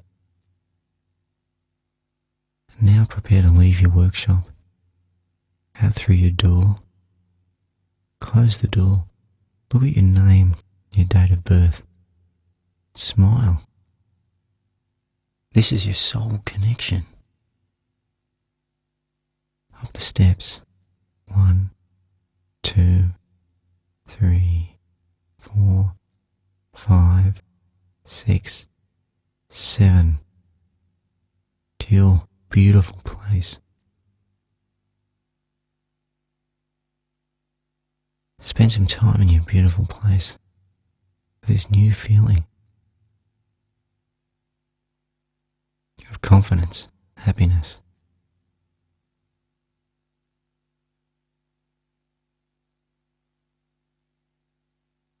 Then begin to visualize the violet smoke from the top of your head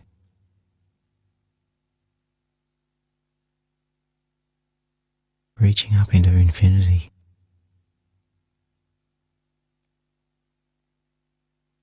Down into a purple smoke through your face and eyes, mouth, ears, nose. Then a deep blue through your neck and throat.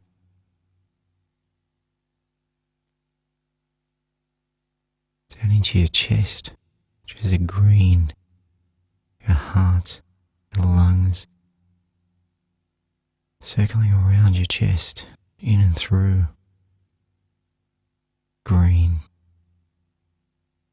and a beautiful rich yellow through your solar plexus, straight through your spine, and around your stomach, to the rest of your stomach, which is a deep orange.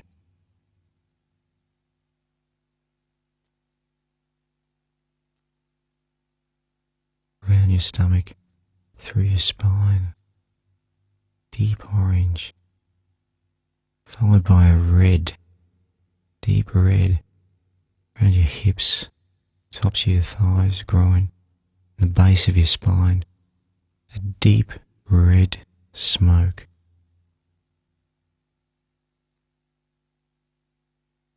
Now concentrate on your breath. Begin to awaken your body. Wiggle your toes, fingers. Open your eyes.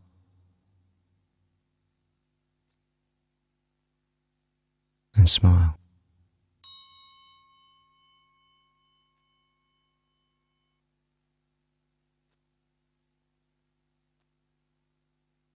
By now you should have practiced the building of your workshop, maybe once or twice. This track is actually going to accelerate you to visualize your goals. Whenever you feel you can't visualize properly, go back to the previous track and look at rebuilding that workshop, how you can build that workshop better. What this track is going to do is let you quickly, in a few short minutes, go down into your alpha state and begin to visualize your goals. You remember we wrote down your goals? 1, 2, however many goals that you have. Now let's pick one and really use the workshop of our mind to visualize it. So sit in that comfortable position again. Focus on the breathing in the nostrils. And see the numbers going in through the nostrils, down into your stomach. And as you do, start to let go of any tension in your toes, up through your legs, and the whole body. As the numbers go in through your nostrils, just let go even more.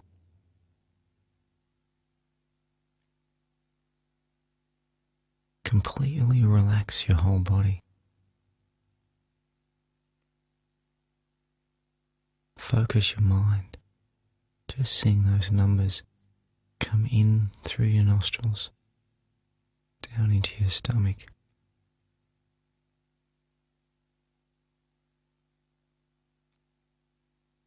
Now visualize that red smoke in and around your groin, hips, thighs. See that deep red smoke. Feel it at that region, just touching the base of your spine. Now to an orange smoke in your stomach. Bright orange smoke in and around your stomach. And a beautiful yellow smoke through your solar plexus to the back of your spine.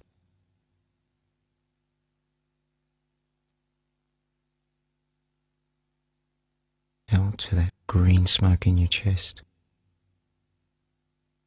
Deep green, your lungs around your chest.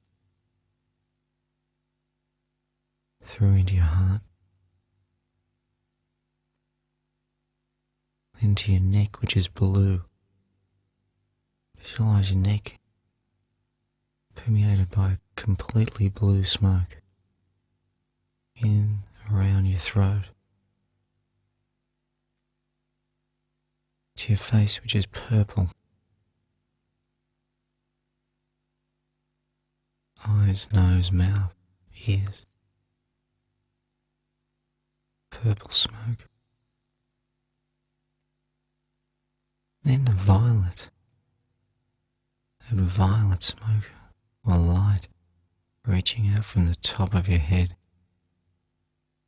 Up, up, up into infinity.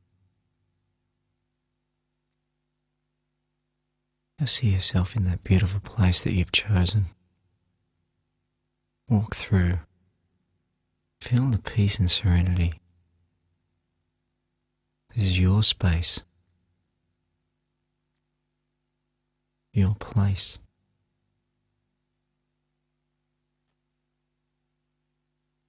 Smell the flowers. Find some water and splash it on your face. Look up and feel the sun glistening on you.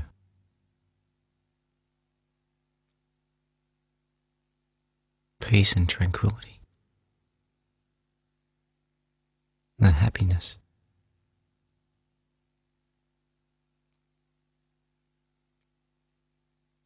And now begin to look up to your workshop in the mountain in front of you. Walk up to it, to the top of the stairs. Now go down the stairs. 7, 6, 5, 4, 3, 2, 1. Look at your door with your name and date of birth. Now open your door. You're greeted by your 2 assistants. Give them a hug. They're enthusiastic, warm, happy to see you. Take your seat at your desk. Look around your room. Is everything perfect? Is everything exactly the way you want it?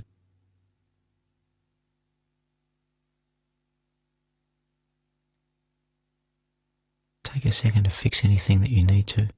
Maybe more light or colour.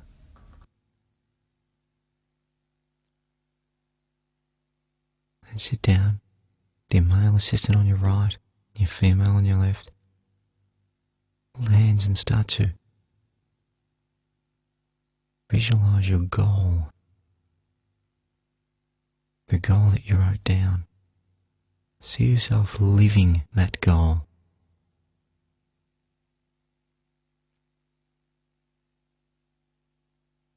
in your hologram. See yourself living in happiness in that goal. See the other people that it affects. How happy that makes them.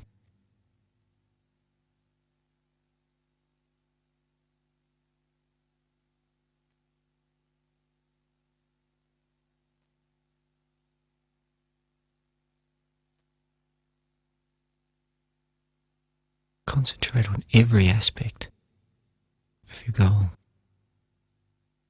every detail, and live it. You are a part of the hologram. You're seeing it, but it's you. You're experiencing it.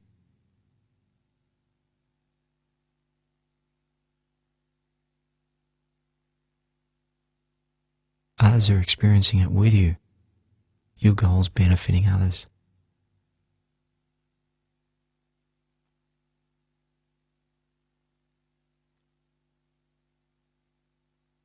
You feel a sense of relief and achievement, of belief. You've achieved your goal.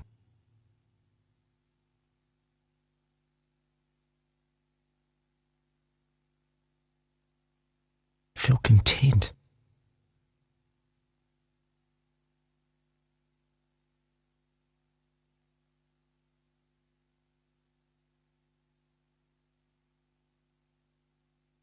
Others around you congratulate you.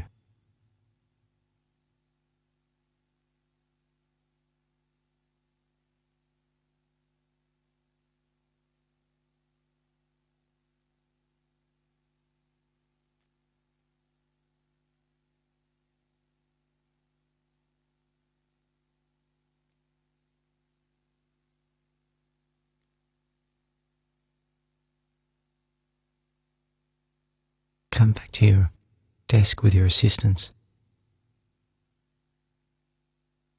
Together say the words, "It is so." 3 times.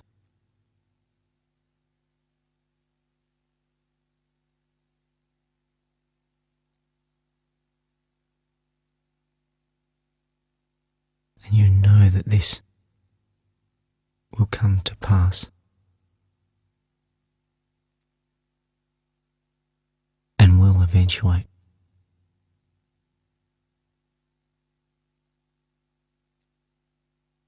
Bid farewell to your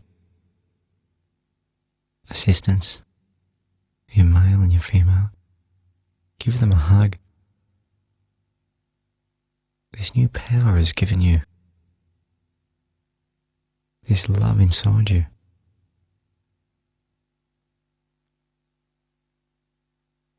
Begin to exit your workshop.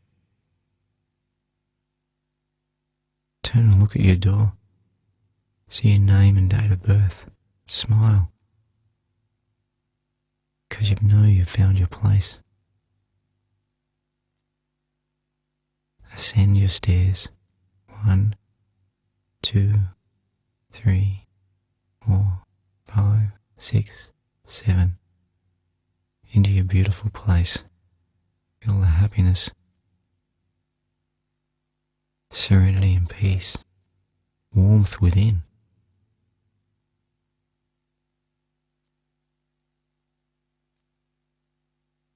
Now come back to visualize that violet light and smoke from the top of your head permeating up into everywhere. That deep violet light and smoke. Then down into your face, which is purple smoke, through your eyes, nose, mouth, ears, and around. Then to your neck, which is blue, deep blue, your neck and throat.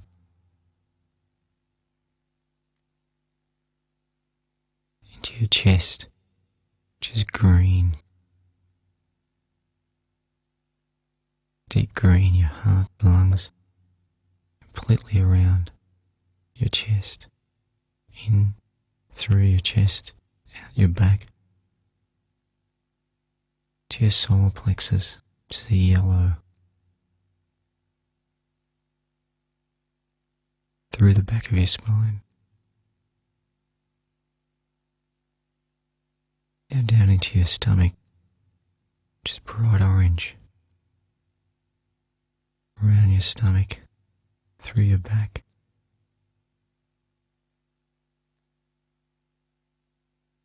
now that red, deep red, and around your groin, your hips, tops of your thighs, the base of your spine, a deep red.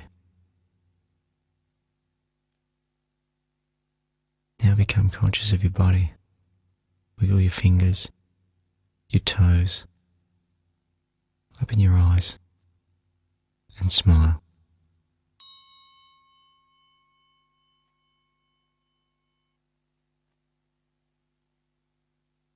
Well, friends, if you've stayed with me during this audio, congratulations.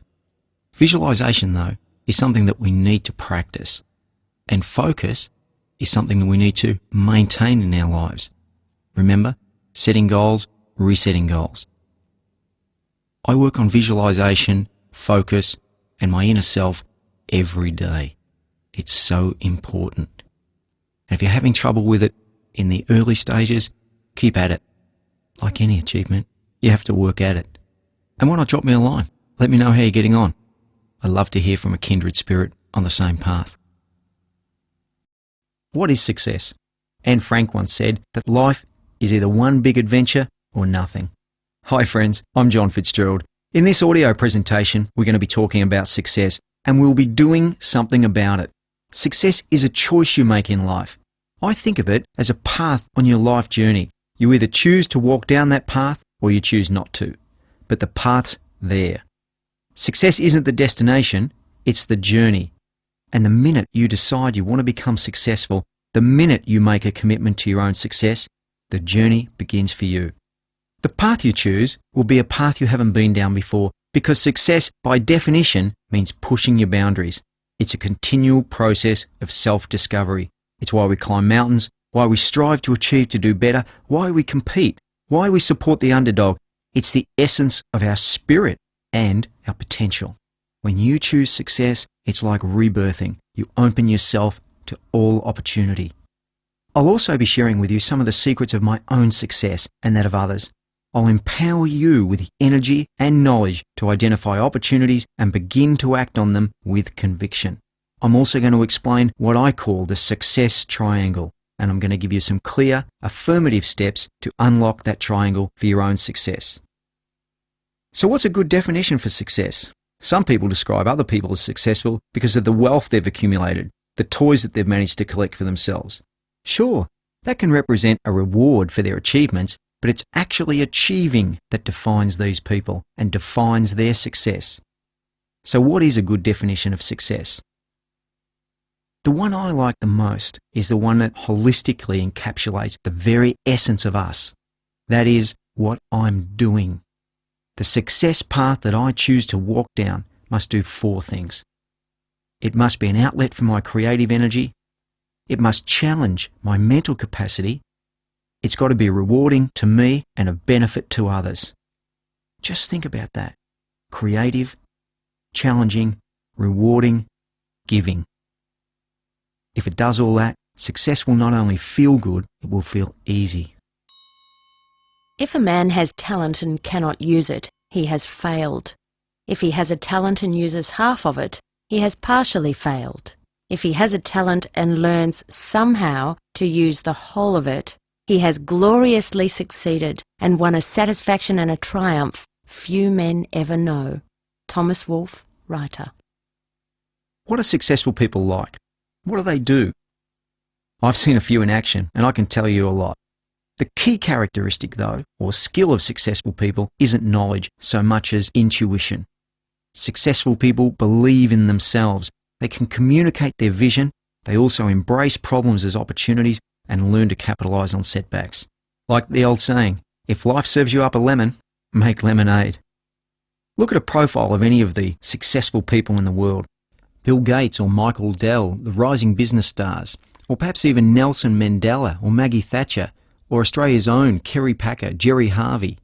You'll find they have two things in common. Two things. Listen to this. One is that they're intuitive people. Intuitive people. An intuitive person sees the big picture instead of focusing on the detail. When you choose success, you need to refocus on the big picture. When you choose success, you need to redefine yourself in relation to your environment. It's something I'm very conscious of. The second thing successful people have in common is that they make rational decisions rather than emotional decisions. We live in an environment that's constantly changing. We don't always like that change and we tend to resist it, but being rational is accepting that change and making decisions based on that change. So when you choose success, you need to focus on being an intuitive thinker, seeing the big picture, making rational decisions. Those aren't things necessarily taught in our job, are they? On a day-to-day basis, the work we do may entirely focus on detail, and on a day-to-day basis, we certainly make emotional decisions. You know, in my own business of real estate, I know that 1 in 4 people who purchase an investment property buy one around the corner from where they live. Why? Because they can drive past it every day when they come home from work. Now that's obviously an emotional decision, but it doesn't necessarily get them anywhere financially. Being an intuitive thinker is seeing the big picture, having clarity about your environment and other people's environments, and then making rational decisions to get yourself along the path to where you want to go. Where you want to go. And hear this, you can do it. You can do it at any age, and you can do it despite your past. Think about Colonel Harlan Sanders, who was receiving Social Security of $100 a month when he set up Kentucky Fried Chicken at age 65. Or Ray Kroc, who was 52 years old before he embarked on building McDonald's to the corporation it is today. Or even Henry Ford, who if he had have died at age 40, would have been broke and remembered as someone who had failed twice in the motor vehicle industry. You know, when I left school at 16, I decided the academic life really wasn't much for me. I was one of those guys that sat in school wondering how logarithms and ancient history was actually going to provide a practical tool for me in my working life. Most of my friends were going to university, but for me to have passed my final year of school was really touch and go, let alone getting the marks that would have allowed me to enter tertiary education at the time. So the minute I left school, I literally said goodbye to Mum, packed a bag, and off I went. I hitchhiked 2,000 kilometres to sunny Queensland in search of whatever. Me, my big picture, discovery, everything. I was leaving my group, leaving my comfort zone, all my friends and family, and heading for new horizons. A little later, when we talk about the success triangle, we'll actually see that we have to forge our own way. We have to leave the group that we surround ourselves with that actually makes up our comfort zone. When I put my backpack on and hitchhiked to Queensland without a care in the world, I was looking for self-discovery. And more for self-improvement, I was asking questions, testing the water to find my true purpose and potential in life. It's something I still do. It's something anyone can decide to do at any time. I arrived in Queensland in the middle of a real estate boom in 1980 and decided I wanted to be a part of it. But at 17, I applied for several jobs as a real estate agent, but because I was too young to be licensed myself, I needed to find somebody who didn't really care. I finally found somebody who didn't worry about that technicality and put me on as the youngest real estate person probably in Australia at the time. From there, I started to tune in to successful people. Tune in to successful people. I met a group within the real estate industry, some of whom were successful and some of whom weren't. But I wanted to find out what made successful people tick, and I wanted to duplicate their success.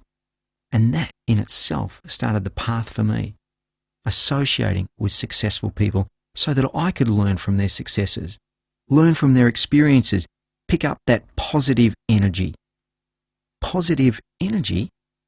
Yes, because successful people do something that unsuccessful people don't. They look at things positively, optimistically. They look at what can be, and they do it with a big picture. Unsuccessful people often look at things pessimistically, telling themselves why it can't happen, why it won't happen.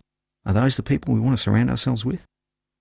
You know, once when I was in Africa, I saw this amazing animal, the impala. Beautiful.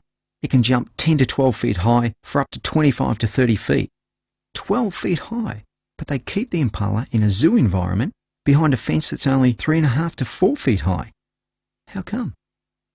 Because an impala won't jump over anything it can't see where its feet are going to land. Does that sound like you? Are you somebody that won't jump over a hurdle unless you can see where your feet are going to land? Let me encourage you to leap. Leap! Because the path to success is full of obstacles, challenges, and tests. And they're there to prepare you, to train you, to point you down your continuing path. Hear this. There is no such thing as failure, only signposts that will help you to keep improving, keep striving, keep pushing towards your goal. Not everybody sees challenges like this. There'll be people who talk failure talk, who talk risk talk, or limits talk. But go along your success journey with a conviction and sense of purpose. Stay on the path, and success will be yours. If you're standing still, you're going backwards. Come to the edge, he said. We can't. We are afraid. Come to the edge, he said. We can't. We will fall. Come to the edge, he said. And they came, and he pushed them, and they flew. Guillaume Apollinaire.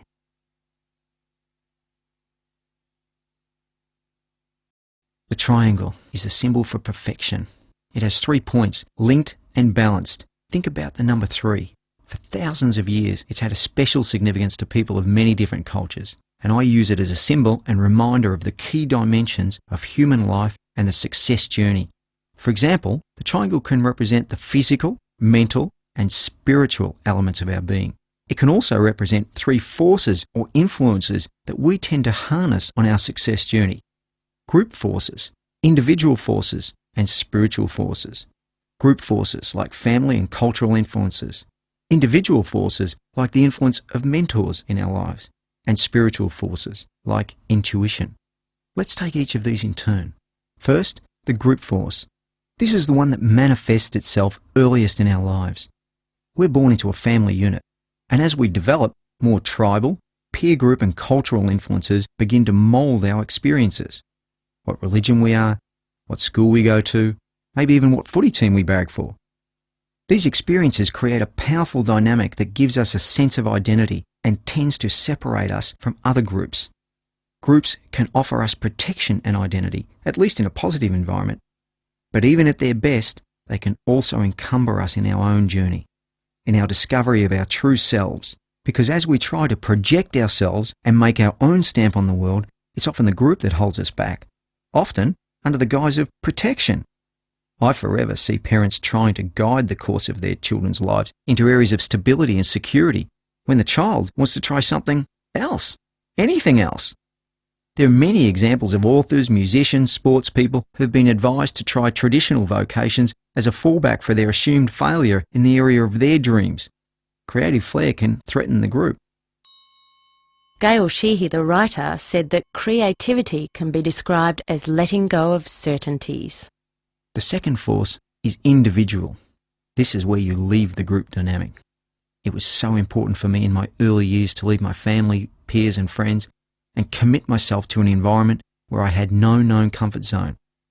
It was only then that I became open to advice from mentors and peers on the path that I'd chosen, which was real estate. The advice from these new sources tended not to be safe advice, tended to be advice like, you'll be tested, you'll be challenged, it'll be tough. Don't give up, keep on going. It has rewards. Success is there. We've seen it. Remember, there's no such thing as failure on the road. I had to discover all by myself, away from my group influence. I remember working in real estate, making sales, living off commission, not sure where my next dollar would come from. And all the time I was being advised by people who loved me and cared for me as well to try something different, try something a little more stable, try something that normal teenagers do. But it never crossed my mind to go back. It may have crossed my mind a couple of times to get a part-time job to supplement my income, but I knew I was committed to real estate. And I knew that if I wanted to be successful, that had to be 100% commitment. If I had a fallback position, I probably would have fallen back. Thomas Edison, the famous inventor, said, "If we all did the things we are capable of doing, we would literally astound ourselves." The third force in the triangle is the spiritual. Let's call it intuition. This is where things begin to happen in our lives that sometimes we can't explain. Ideas, coincidences, people, and even events come our way, and some of them have a lifelong symbolic effect. They become pictures or metaphors or signs which tell us something we need to know and hold on to about our identity and purpose. They're signposts that say, you're in the right place at the right time. Stay awake. Let's just take a break for a second. You know, for 10 years, Professor Alexander Fleming searched for ways to kill bacteria. Then one day, while he was tidying up his lab, he stacked several dirty dishes in a bath of antiseptic in order to clean them. But he actually left out one dish that had been growing bacteria on. In a laboratory beneath Fleming's, a researcher was working with fungi. Mould flew out of that researcher's lab into Fleming's lab and landed right on the dish that Fleming had left out. As a result, mould started growing on the dish. When he returned to his lab, Fleming came across the mouldy dish. He shrewdly observed that the mould had prevented the bacteria from growing. He had the presence of mind to recognise the significance of this unexpected finding. Fleming had stumbled upon a substance that could kill bacteria, responsible for many human infectious illnesses. He called it penicillin. My earliest occurrence of such an intuitive, symbolic effect in my life was when I was 8 years old. I can remember like it was yesterday. I grew up in the suburban area of Melbourne, Victoria, as one of 5 children. On school holidays, we'd often go and visit our uncle's farm way out in Shepparton on the outskirts of Melbourne. In the September school holidays of 1971, my oldest brother David, then aged 12, went to stay at Uncle Morris's farm. We heard later that he and cousin Peter were lighting a fire when David, who was practicing his famous balancing act on a log, fell into the fire. Uncle Morris took him to hospital where it was found that he had 3rd-degree burns from knee to ankle and needed skin grafts. I vividly remember visiting David at the Shepparton Hospital, the slick lino floors and cold concrete walls. He was there for 6 weeks, and we used to go and visit him on weekends. Dad would sometimes go during the week. So it was on a weekday morning that I went to say goodbye to Dad out by the garage and told him he wasn't coming home. As he drove away, I ran to Mum, gave her a big hug and said the same thing. Dad isn't coming home. Of course, they both tried to reassure me. Dad will just be staying with Uncle Morris that night. He'll see David on Wednesday. He'll be home Wednesday night. On Wednesday afternoon on the main highway back from Shepparton to Melbourne, Dad's car was sandwiched between 2 semi-trailers and driven off the road. He was killed instantly. I didn't know how I knew, but I knew. And to this day, I've never shed a tear over my father's death. That may seem hard, but even at 8 years old, I vaguely understood and profoundly accepted that this event had happened for a reason. There was some purpose behind it, as there is a purpose behind everything. More, I sensed that this, and what was to follow from it, a life of change, turmoil, painful lessons, was a life that I had somehow chosen. I'd clearly, albeit mysteriously as it seemed then, prepared myself, or been prepared, for my father's death. I saw it not just as something that happened, but as something that had to happen in order for me to grow as the person I was meant to be. At the age of 8, somehow I saw things symbolically, and I believed intuitively that whatever prepared me for that was continuing to prepare me. It's not just me. Many people say, almost without thinking, that everything happens for a reason. Others believe in karma. What things in your life do you feel were meant to be? And what were they meant for? What have they been leading you to? Why did you pick up this CD? Whatever the course of our lives, we shall receive them as the highest gift from the hand of God. Indeed, we should accept misfortune not only in thanks, but in definite gratitude to Providence, which, by such means, detaches us from an excessive love for earthly things and elevates our minds to the celestial and divine. Galileo. I have to say that one of the ingredients in my own success has been my ability to detach myself in time of adversity, struggle and pain. All those lessons that we need to learn. Sometimes we just laugh them off and say, well, that was a beauty. I wonder what's in store next for me. I think Nietzsche was right who said, that which does not kill me makes me strong. So those are two key triangles, the physical, mental, spiritual triangle, and the group, individual, intuitive triangle. Each of these three dimensions, all of them together, affect us in our success journey. We need to be aware of all three dimensions as we relate to the world and other people and ourselves in pursuit of our dreams. Physical, mental, spiritual, group, individual, intuitive. And here's another key triangle in our success journey. Awareness, belief, conduct. Awareness, belief, conduct. The ABC of any successful venture. Awareness is how we access our intuitive power. Belief is strength of conviction, our faith in ourselves and our dreams. And conduct is how we love out that path, how we act on our awareness and our belief. Awareness, belief, conduct. You can't do one effectively without the other. That's one of the big, untold secrets of success. One of my favourite ABC stories is that of Ray Kroc. Ray had a small business selling milkshake machines called the Multi-Mixer. He started this business after selling paper cups for nearly 17 years with the same company. He was 52 years old, but perhaps unlike others in their 50s who were probably focusing on their last career venture, Ray was always looking for opportunities. He had a saying, as long as you're green, you're growing. And as soon as you're ripe, you start to rot. I like that one. And he had the super duper multi-mixer, which could make 5 milkshakes at a time. But when he heard of a restaurant in San Bernardino, California, that had 8 of his multi-mixers working at the same time, making 40 shakes at once, he just had to go and see. When he finally saw the McDonald's brothers open the store with a queue to get served, and everyone served within 60 seconds, he knew that fate had twisted him an interesting turn. He went on to build McDonald's into the success it is today, all through that one moment of curiosity. That's awareness, looking for opportunity, seeing the big picture. That's belief, knowing that the McDonald's franchises could be all across America and potentially all across the world. And that's conduct, ensuring that every single store had well-trained, polite staff that served the same quality wherever you went.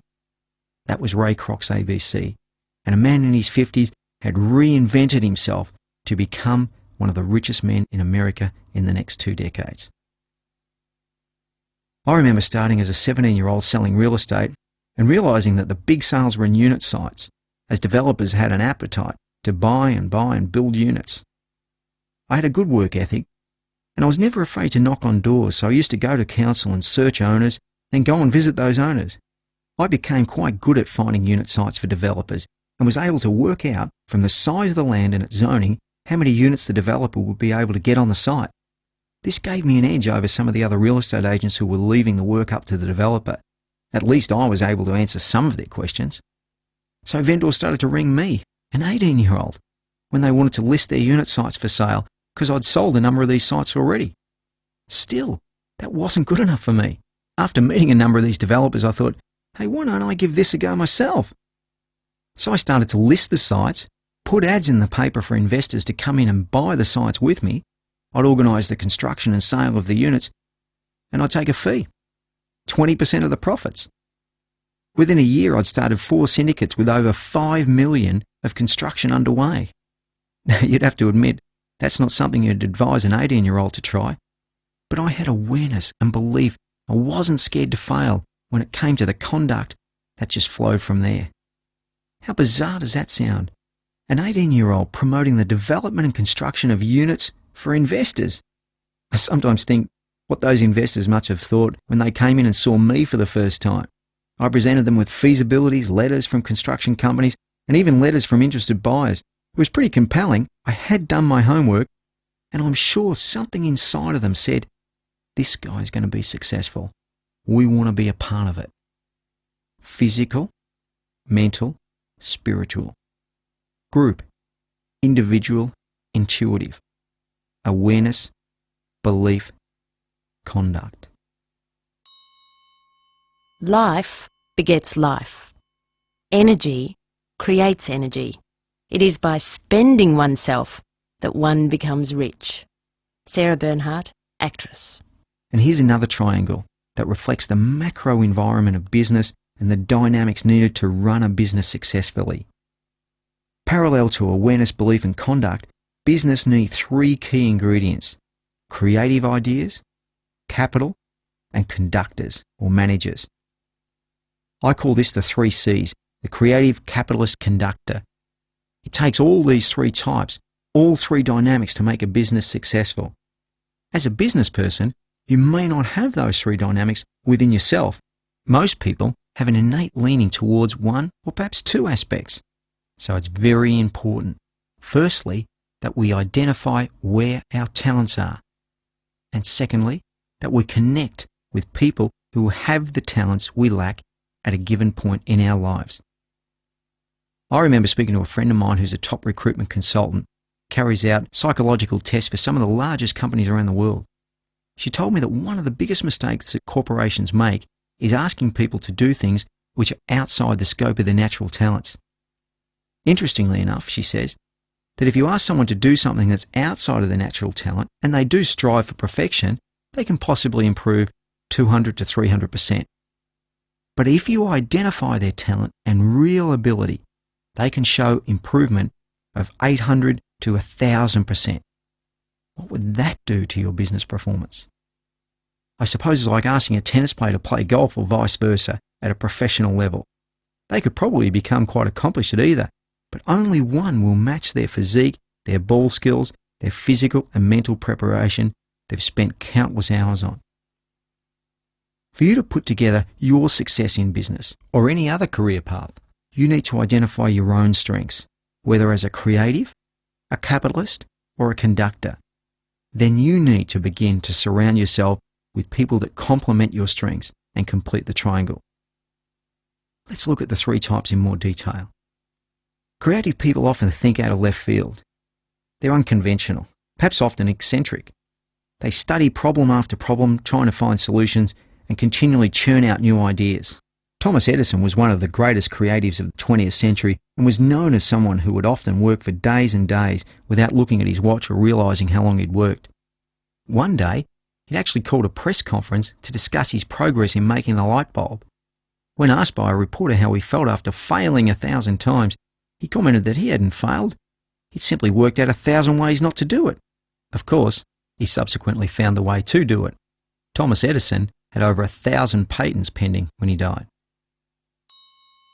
Creativity involves breaking out of established patterns in order to look at things in a different way. Edward de Bono. The capitalist, on the other hand, is an entrepreneur and an opportunist. Doesn't necessarily create anything or any new ideas. He looks at the way things are and sees their bigger potential and begins to promote that. Bill Gates is the ultimate capitalist. He didn't invent the basic language, nor did he invent the internet. They were invented before he came on the scene. But what he was able to do, though, was improve both concepts and see the big picture. And now, just about everybody in the world is using his systems. Henry Ford was another capitalist who failed twice in the early 1900s before crystallising his idea of utilising the assembly line to build the car for the working man. Henry Ford revolutionised the motor industry and in the process became one of the wealthiest men in the world. Creatives generate innovation, capitalists propel innovation. Conductors, they refine the process and make it run. In a positive sense, conductors live in the detail. That's how they make things happen. On the flip side, they sometimes lose perspective in the detail as well. Conductors often worry about consequences, unlike creatives who rarely even notice them. I tend to think of Ray Kroc as a conductor, given that what he was initially attracted to in the McDonald's stores was the system and how neat and tidy and functional everything was. Sure, he had a vision for that system, but he wasn't necessarily the capitalist that many make him out to be. After all, in 1958, McDonald's nearly imploded and had to bring in a capitalist, a financial controller who restructured McDonald's so that it actually owned its real estate. Otherwise, McDonald's might have been just another statistic, another company with a great creative-led idea and good conductor-led systems, but without the driving force of the capitalist. You need all three C's. And where the emphasis is on these three dimensions, these three types, three challenges, business survived for decade after decade. Oh, and by the way, I regard McDonald's as a great property company who just happens to sell hamburgers. Which of the three C's are you? Where do your talents lie? What about the people that surround you? How do you communicate with them? It's one of the major challenges for business to get creatives, capitalists and conductors reading from the same page while maintaining the innovation and big picture focus, the drive and enthusiasm to maintain momentum towards success. One of my early experiences of the success triangle was one of the first real estate deals I ever did as a principal myself. I had a few syndicates underway doing developments, but wasn't going to get paid until the units sold, which could have been a fair way down the track. At just 20 years of age, I remember being in a real estate agent's office talking to them generally about property when they said they'd listed a 3-acre site on the highway just outside of Brisbane. They thought it was a good site and I should look at it. Well, I didn't have any money. I thought, why not? I had nothing to do for the next hour or so. So I went and had a look, and I was immediately drawn to the property. Something intuitively said, I've got to try and buy this site.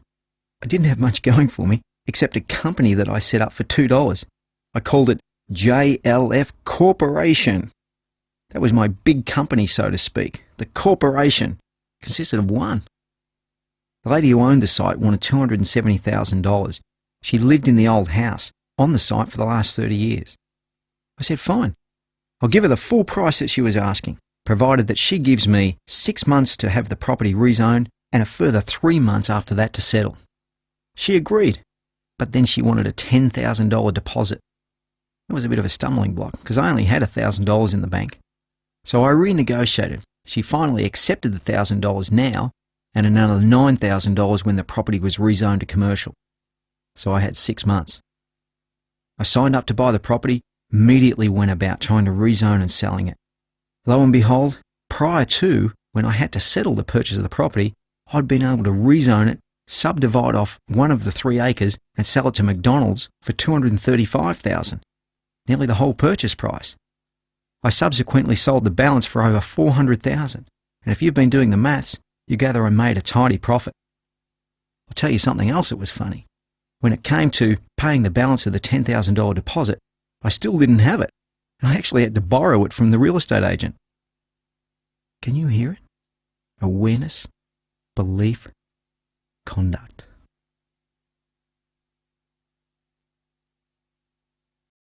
Earlier, we talked about intuition as the third point of the triangle of forces or influences in our lives.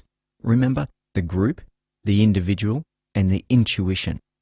We talked about awareness as a key element of our success triangle. Remember, awareness, belief, conduct. And we talked about intuitive thinking as one of the distinctive functions of the right brain and as one of the attributes of successful people. We also talked about coincidences, meetings, events that seem to be purposeful or meaningful as somehow symbolic in our lives, what we call synchronicity. Signposts that say, you're in the right place at the right time. Stay awake. In this session, I want to say more about this staying awake or staying aware, because intuition and synchronicity are true, often untapped secrets of success. The search for the best in ourselves is only the beginning. Bhagavad Gita. You know, some people may define my success in terms of the money I've made from buying and selling property, or my ability to identify and improve the value in an asset. Successful entrepreneurship, right? But that's only part of the story. The real story is how I came across the asset in the first place. What got me looking for the right opportunity in the right place at the right time? My own experience? Foresight? Discipline? The truth is, I was actually sitting in a real estate agent's office and they recommended a site to me and I bought it. And then I sold it to McDonald's. All I had to really do was be in that agent's office on that day. And something caused me to be there. Maybe I just didn't have anything better to do at the time, but I drove nearly 100 kilometres to sit in that office. I had no appointment. I just strolled through the door to have a chat because that agent advertised in a property magazine I was running. That's where it began. I didn't have to be brilliant. All I had to be was available. And aware. Available to the opportunity that came out of nowhere and aware of the opening door it represented. I didn't make the opportunity. All I did was know it when I saw it. Think about Ray Kroc. He's on the East Coast of the United States selling milkshake machines, and he hears about a restaurant on the West Coast using 8 of these things at once. And something inside of him, some curiosity, some impulse, makes him get on a plane, go and have a look. And there he is, standing in a McDonald's restaurant, and he knows almost immediately that he's going to commit the rest of his life to building this business. Talk about your success triangle. Here's a man, 52 years of age. He's got diabetes and arthritis and who knows what, and he's awake to a new possibility. He's convinced that the best is ahead of him, still green and growing, and he acts. Or leaps, as we would say. Remember the story of Professor Alan Fleming? Chance in a million. Stumbled on by a man who stayed awake. And that's how the world has penicillin, which has saved millions of lives. All human interactions are opportunities, either to learn or to teach. M. Scott Peck, The Road Less Travelled. I spoke earlier about intuition as seeing the big picture. And that's just our end. Intuition is more than that. It's a force that comes into play when we commit ourselves to a particular path that guides us along that path. I think of it as a cloud that hovers over all of us. In that cloud is every single idea, every signpost to the past, present and future that we're ever going to need. When we commit to a particular directional path, we open ourselves to the particular ideas and signposts that will help us. Does the cloud seem a little fanciful to you? Then take what you already know. Ideas can come from anywhere. Ideas can come from anywhere. Paul McCartney tells a great story of how on the way to John Lennon's house one day, he asked the chauffeur if he was having a good week. The chauffeur said, "Well, I'm real busy at the moment. I've been working 8 days a week." Thought Paul, 8 days a week? Sounds like the title of a song. Ideas can come from anywhere.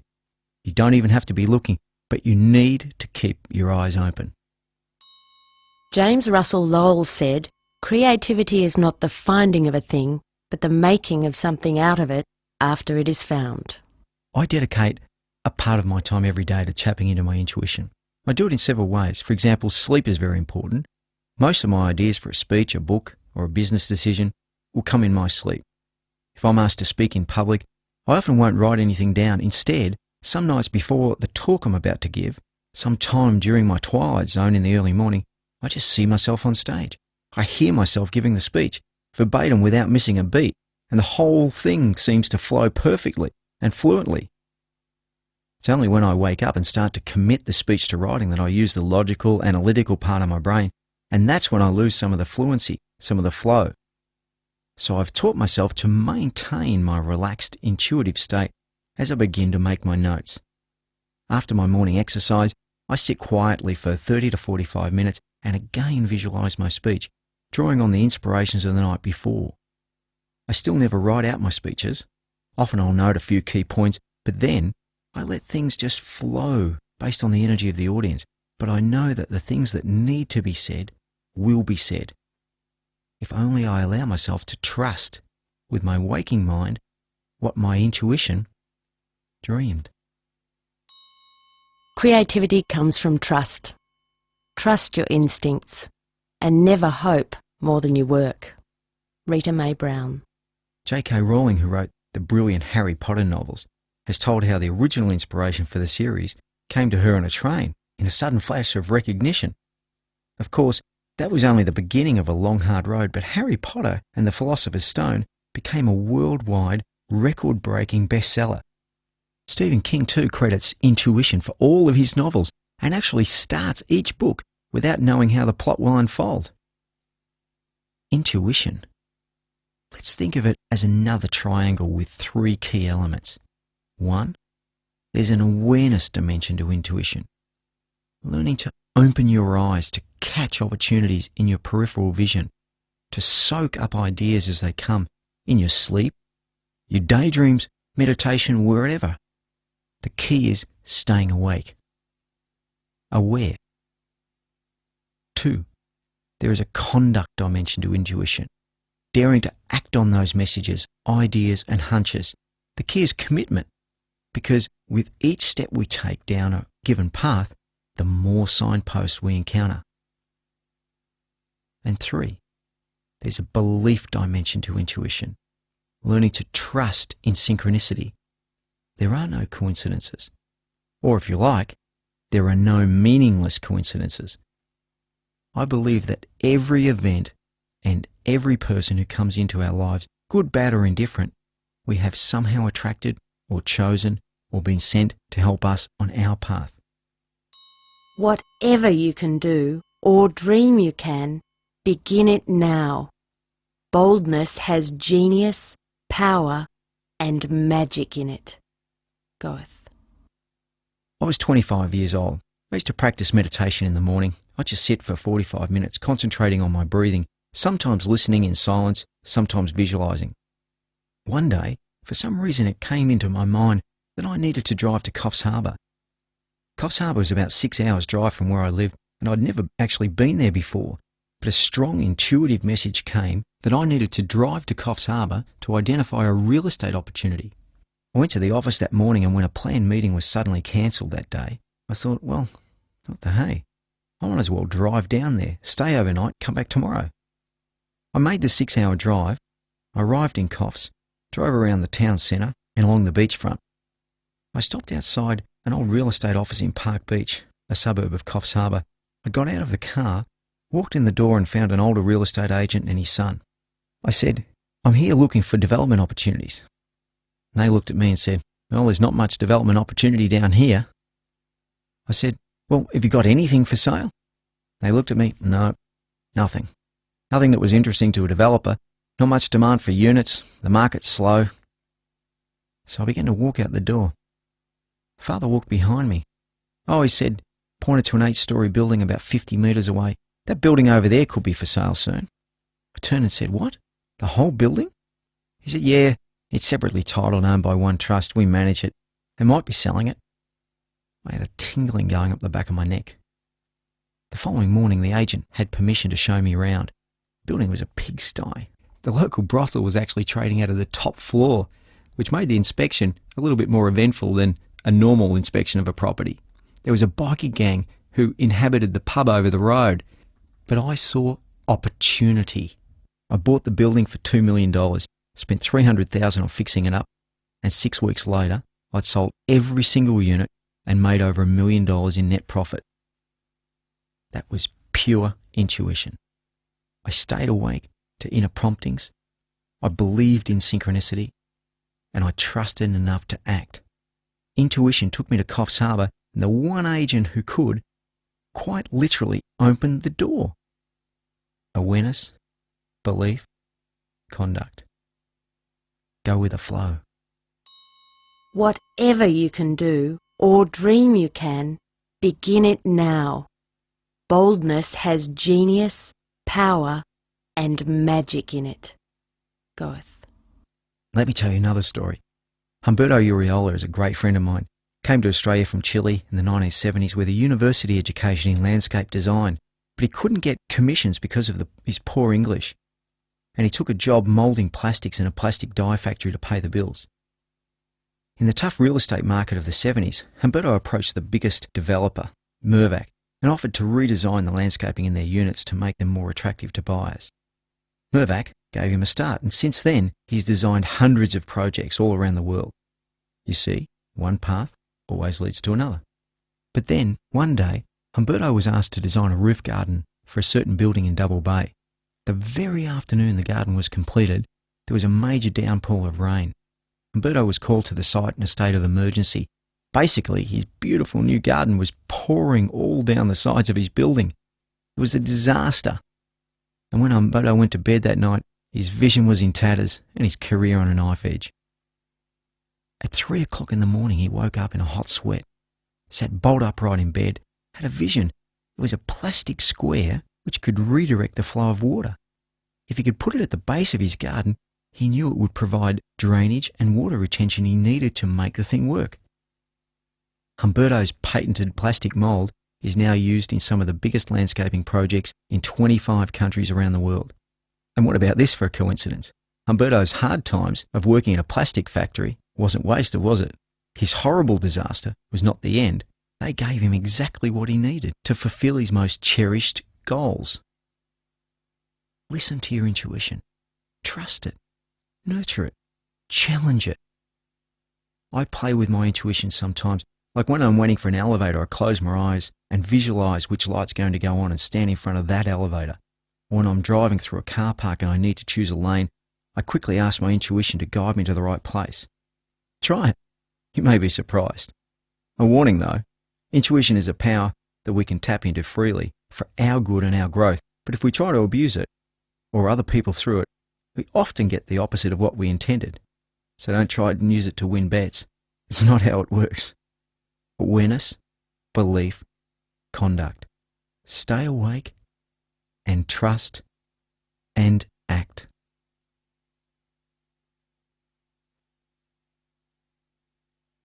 There's an old Buddhist saying, when the student is ready, the teacher will appear. I don't suppose I have to tell you how important mentors are. We hear a lot about that. What we don't hear so much about is this. We don't choose our mentors. They choose us. Your mentor will identify you as somebody who's going to walk the same path as he or she has walked. It's not something that you do. It's something that happens when you begin to walk the path, provided your intention is sincere. My first mentor was George Margolis. I came into contact with him through an eccentric millionaire called Jim Dyer. I was working in general real estate, and I actually hoped that Jim could be my mentor. He'd made a fortune, but at a different stage of life and in different ways from where I was heading. When I said to Jim that I really wanted to work with somebody in a close relationship that I could learn from, he introduced me to George Margolis. George and I immediately started talking about the things we could do together. I think that's the first mark of a true mentor-student relationship, a fire in both your bellies, a desire to pool your talents. George and I formed a business partnership based on his wealth of experience, contacts and enthusiasm, my energy and discipline, and $10,000 borrowed from a Melbourne accountant. But mentors aren't just about sharing resources, they're about shaping character.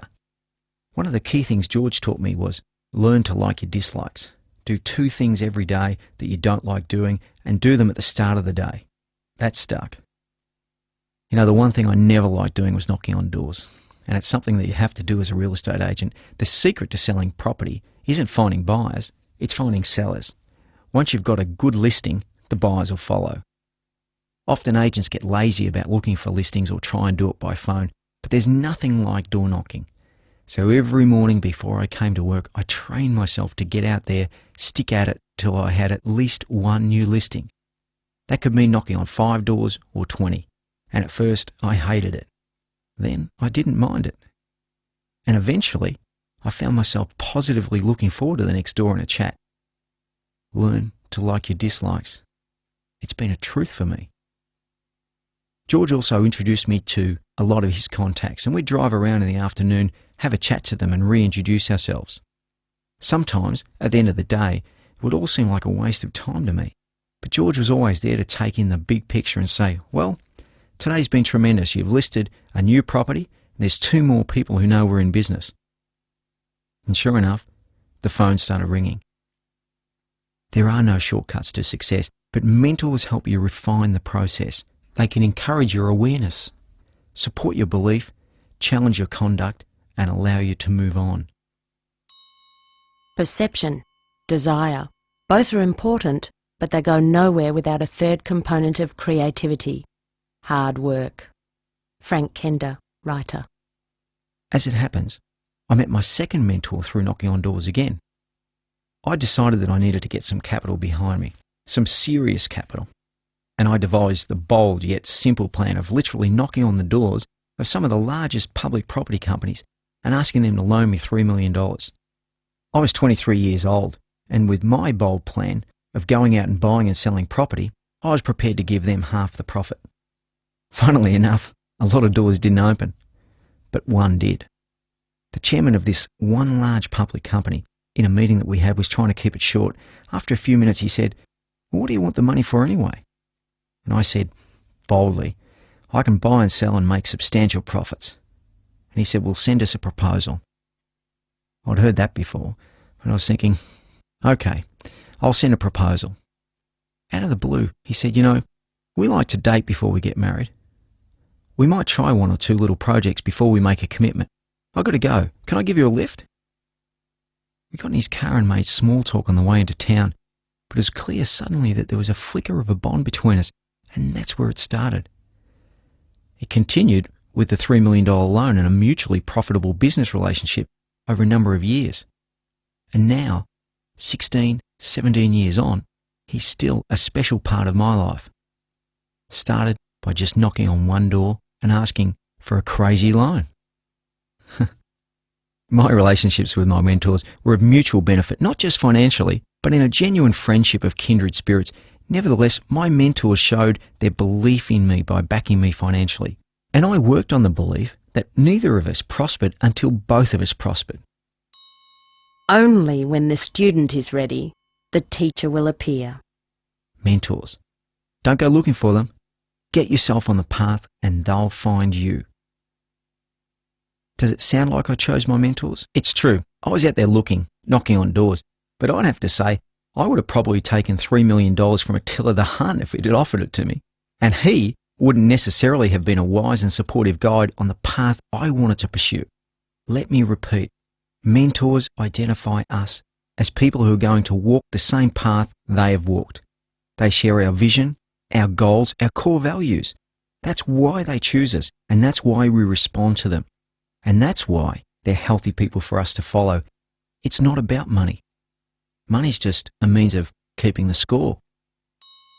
Only when the student is ready, the teacher will appear.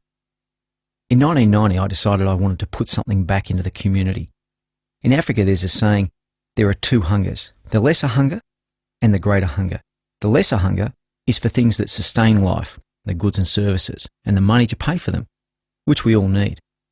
The greater hunger is for an answer to the question, why? For some understanding on what life is for. At 26 years of age, I was experiencing that greater hunger, and after consulting my intuition, I asked my friend Humberto if he knew of anyone who could help me set up a charity for youth at risk. He rang me a few days later and said, "I have to meet these two people, Drs. Ron and Swanti Farmer, a husband and wife team of psychologists who ran programs for children." So at 10 o'clock one night, I rang Dr. Farmer and said, "Look, you don't know me, but I've got some money and I'd like to help youth at risk." As it happened, the Farmers would be in Queensland the following week, would come and visit. Another meaningful coincidence for me to ponder? Ron and Sue Farmer and I knew the minute we met that our paths were interlinked. There was a warmth and honesty in them which I immediately trusted. And after my training in real estate, that in itself was pretty rare. There was also something about Swanti, or Sue as we call her, in particular, an understanding of her place in the universe, a strong sense of following her own truth and purpose. Having sat down as the bold warrior and business big shot driving the meeting and project in the direction of his choosing, I ended up telling Swanti truthfully that I wanted her to be the navigator for the whole charitable foundation we'd discussed. I was prepared to back her intuition to the hilt, and it's still probably the best investment I've ever made. The Tugulawa Foundation has since fostered over 100 children and established schools for non-mainstream youth in Brisbane, Sydney and Melbourne. In those early days, though, I was financially up to my neck in Tugulawa and its annual budget. having my work cut out to keep the residents fed, not to mention the people employed to look after them. And then my land development partner went broke during the real estate downturn, and I was left all but high and dry. I remember meeting with Ron and Swanee and telling them that there were some uncertainties I'd be able to keep the home going. Sue smiled right into my eyes with a knowing reassurance and said, "Somehow we know that Toogoolawah will keep going. It's meant to be. We'll stay with you through this journey because we're sure it's our destiny, as well as yours, to get this project going." A real lesson in faith, a faith that I would gradually develop for myself by trusting Sue's intuition and learning again how to listen to my own. And let me give you another postscript on mentors. When I deal with accelerated wealth, I become the mentor and I look for students. Now, isn't that an interesting concept? I was the student, now I'm the mentor. Think about that. I don't know what your destiny will be, but one thing I know, the only ones of you who will be truly happy will be those of you who have sought and found how to serve. Albert Schweitzer. Mentors walk into a room and into your life and give an added dimension to your journey. They reinforce your belief in the direction you're going. They support and challenge you to meaningful action. And they offer a friendship that becomes a special bond. Is there a mentor or potential mentor on your path? Think about it. If so, grasp the offered hand at every opportunity it holds for learning and growing and comradeship. If not, don't worry, stay awake. When the student is ready, the teacher will appear.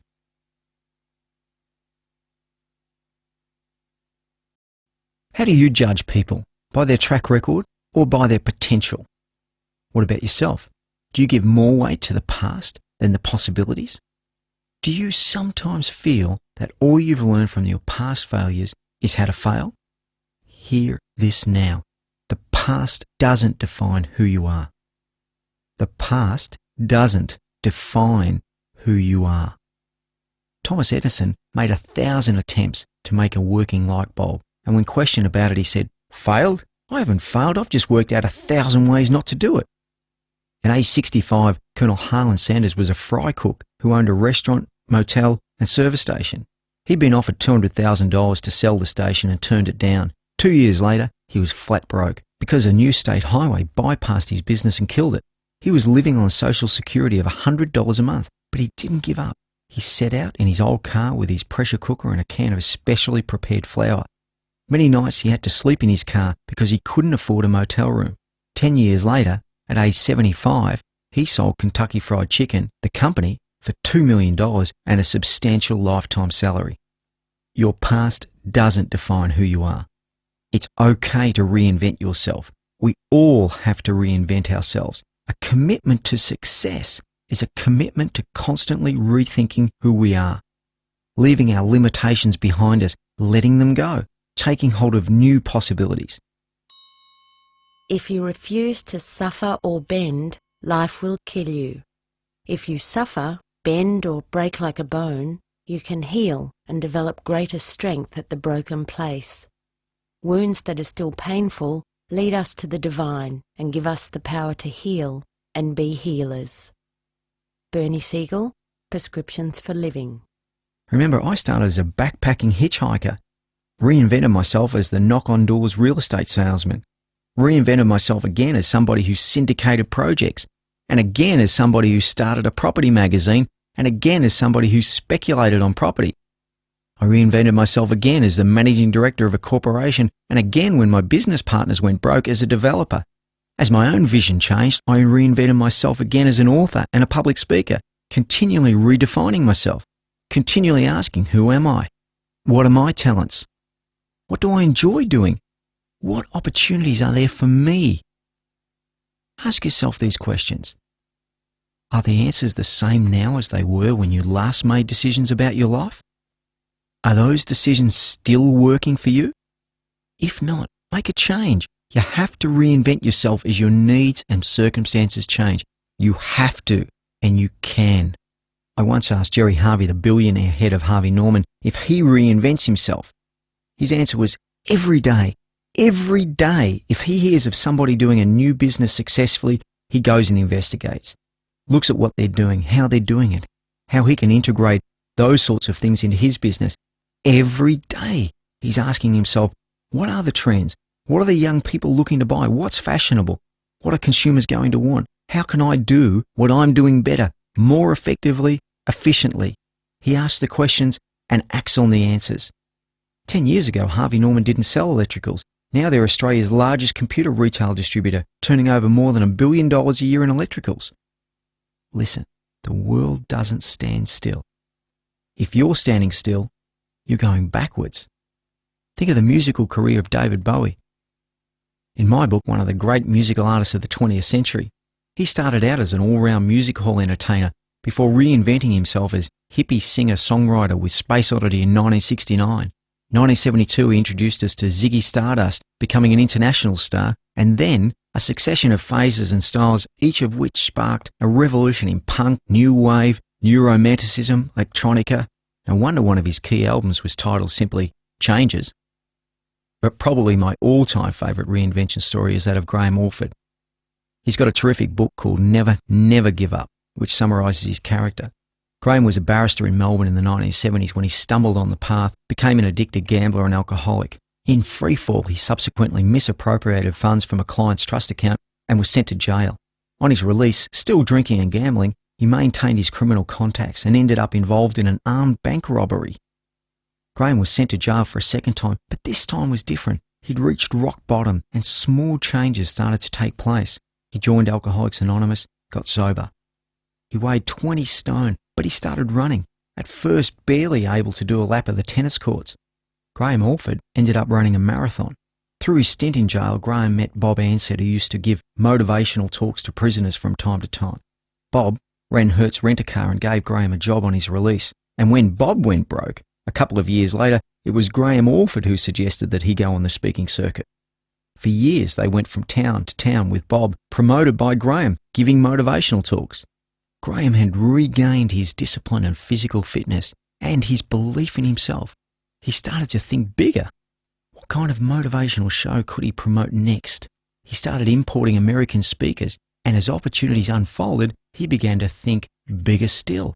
You see, physical, mental, spiritual. Awareness, belief, conduct, working together as Graham began to reinvent himself. In 1996, Graham Orford put together the Masters of Business, a seminar featuring Norman Schwarzkopf, Richard Semler and Lee Iacocca. He made millions of dollars. 10 years before, he was in jail for armed robbery, an alcoholic and a gambler. Anything is possible if you make a commitment to reinventing yourself, to keep moving forward. Do not be afraid to work in your garden. Let your innate intelligence direct you out from under the compost heaped upon you. Your tears will provide the water that softens the soil and leads you to the light. You will then grow straight, tall, and free of scars. Now is the right season for growth. Be inspired and start toward the light. It is not as far away as it seems. Remember that a seed sees no light, but knows the right direction to grow in. That knowledge and wisdom is in you too. Bernie Siegel, Prescriptions for Living. How have you reinvented yourself over the years? How might you need to reinvent yourself now? Think about it. Perhaps use mind mapping to explore your reinvention, your reimagination or reimaging of yourself. Work out a plan for yourself that encompasses all three aspects of your life, the physical, the mental, and the spiritual or intuitive. The physical aspects may include exercise, sleep, or diet. The mental aspects may include whatever information you need to gather, whatever learning you need to take on, whatever disciplines of goal setting and self-belief. The spiritual or intuitive aspects may include opening yourself to new ideas and possibilities, being alert to synchronicity, staying awake, stepping out. When you work only for yourself or for your own personal gain, your mind will seldom rise above the limitations of an undeveloped personal life. But when you are inspired by some great purpose, some extraordinary project, all your thoughts break your bonds. Your mind transcends limitations, your consciousness expands in every direction, and you find yourself in a new, great and wonderful world. Dormant forces, faculties and talents become alive, and you discover yourself to be a greater person by far than you ever dreamed yourself to be. Patanjali, ancient author of Yoga Sutras. Let me challenge you. Identify your passion now, and throw yourself into that passion now. Set up a plan of action and give it a go. You've got nothing to lose but your limitations. The past doesn't define who you are. Life's just a game. Play it.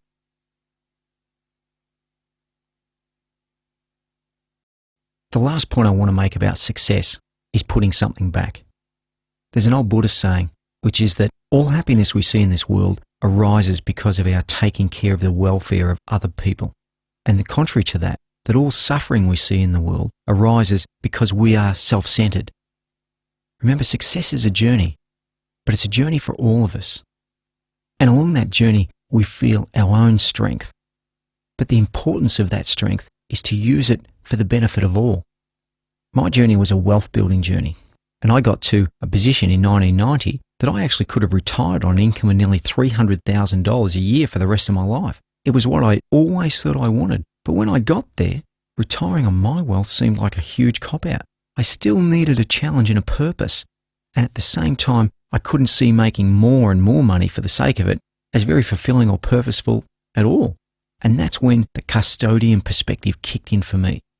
My wife and I decided to establish our own charitable foundation for homeless youth, the plight of whom had concerned us for some time. And as luck would have it, as I mentioned earlier, we came across Drs. Ron and Sue Farmer. Tugulawa is an Aboriginal word meaning a place in the heart. Our belief is that whatever physical abuse children have suffered, there is a place within themselves where they can find healing and strength and meaning. In the home's first 10 years, we've fostered over 100 young people with tremendous success, given that some of them, as young as 11 or 12, had been in anything up to 18 foster homes before coming to Tugulawa.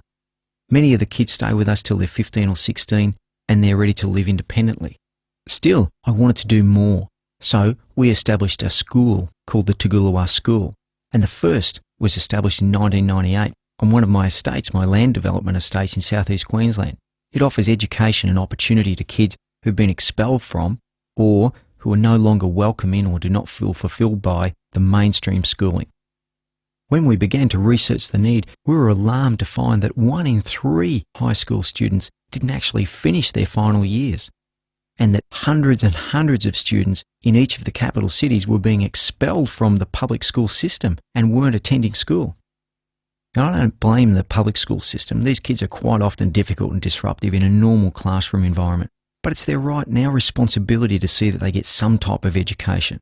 This is another area where expert opinions and statistics are rampant, and I'm not going to labour the point, but it may interest you to learn that of the prison population in Australia, 95% are from broken families and over 60% are illiterate. Perhaps if we start with changing these areas as a community, we can begin to turn around the social decay that we're all so aware of and so frequently daunted by. Like success, start small and think big. Radical change happens one step at a time. The Tugulawa School offers a basic education and simple positive philosophy to live by, that service, truthfulness and consideration for others leads to a happy, fulfilled and effective life. The students are taught not only to read, write and spell, but to speak and listen and calculate, and to strive to discern right from wrong, to see value in following the former. I'd have to say that part of my success journey has been Tugulawa. Part of my success journey has been Tugulawa. Now, isn't that amazing? Because it was never a part of my earlier visualizations. It was never a part of my earlier goal setting. But as I began to feel this strength inside of me, I realized this abundance had to be shared. And you know what else happened? The more I shared, the more I received. Think about that in your success plans. Or why not pick up a copy of We Can Be Heroes, the story about building inner wealth.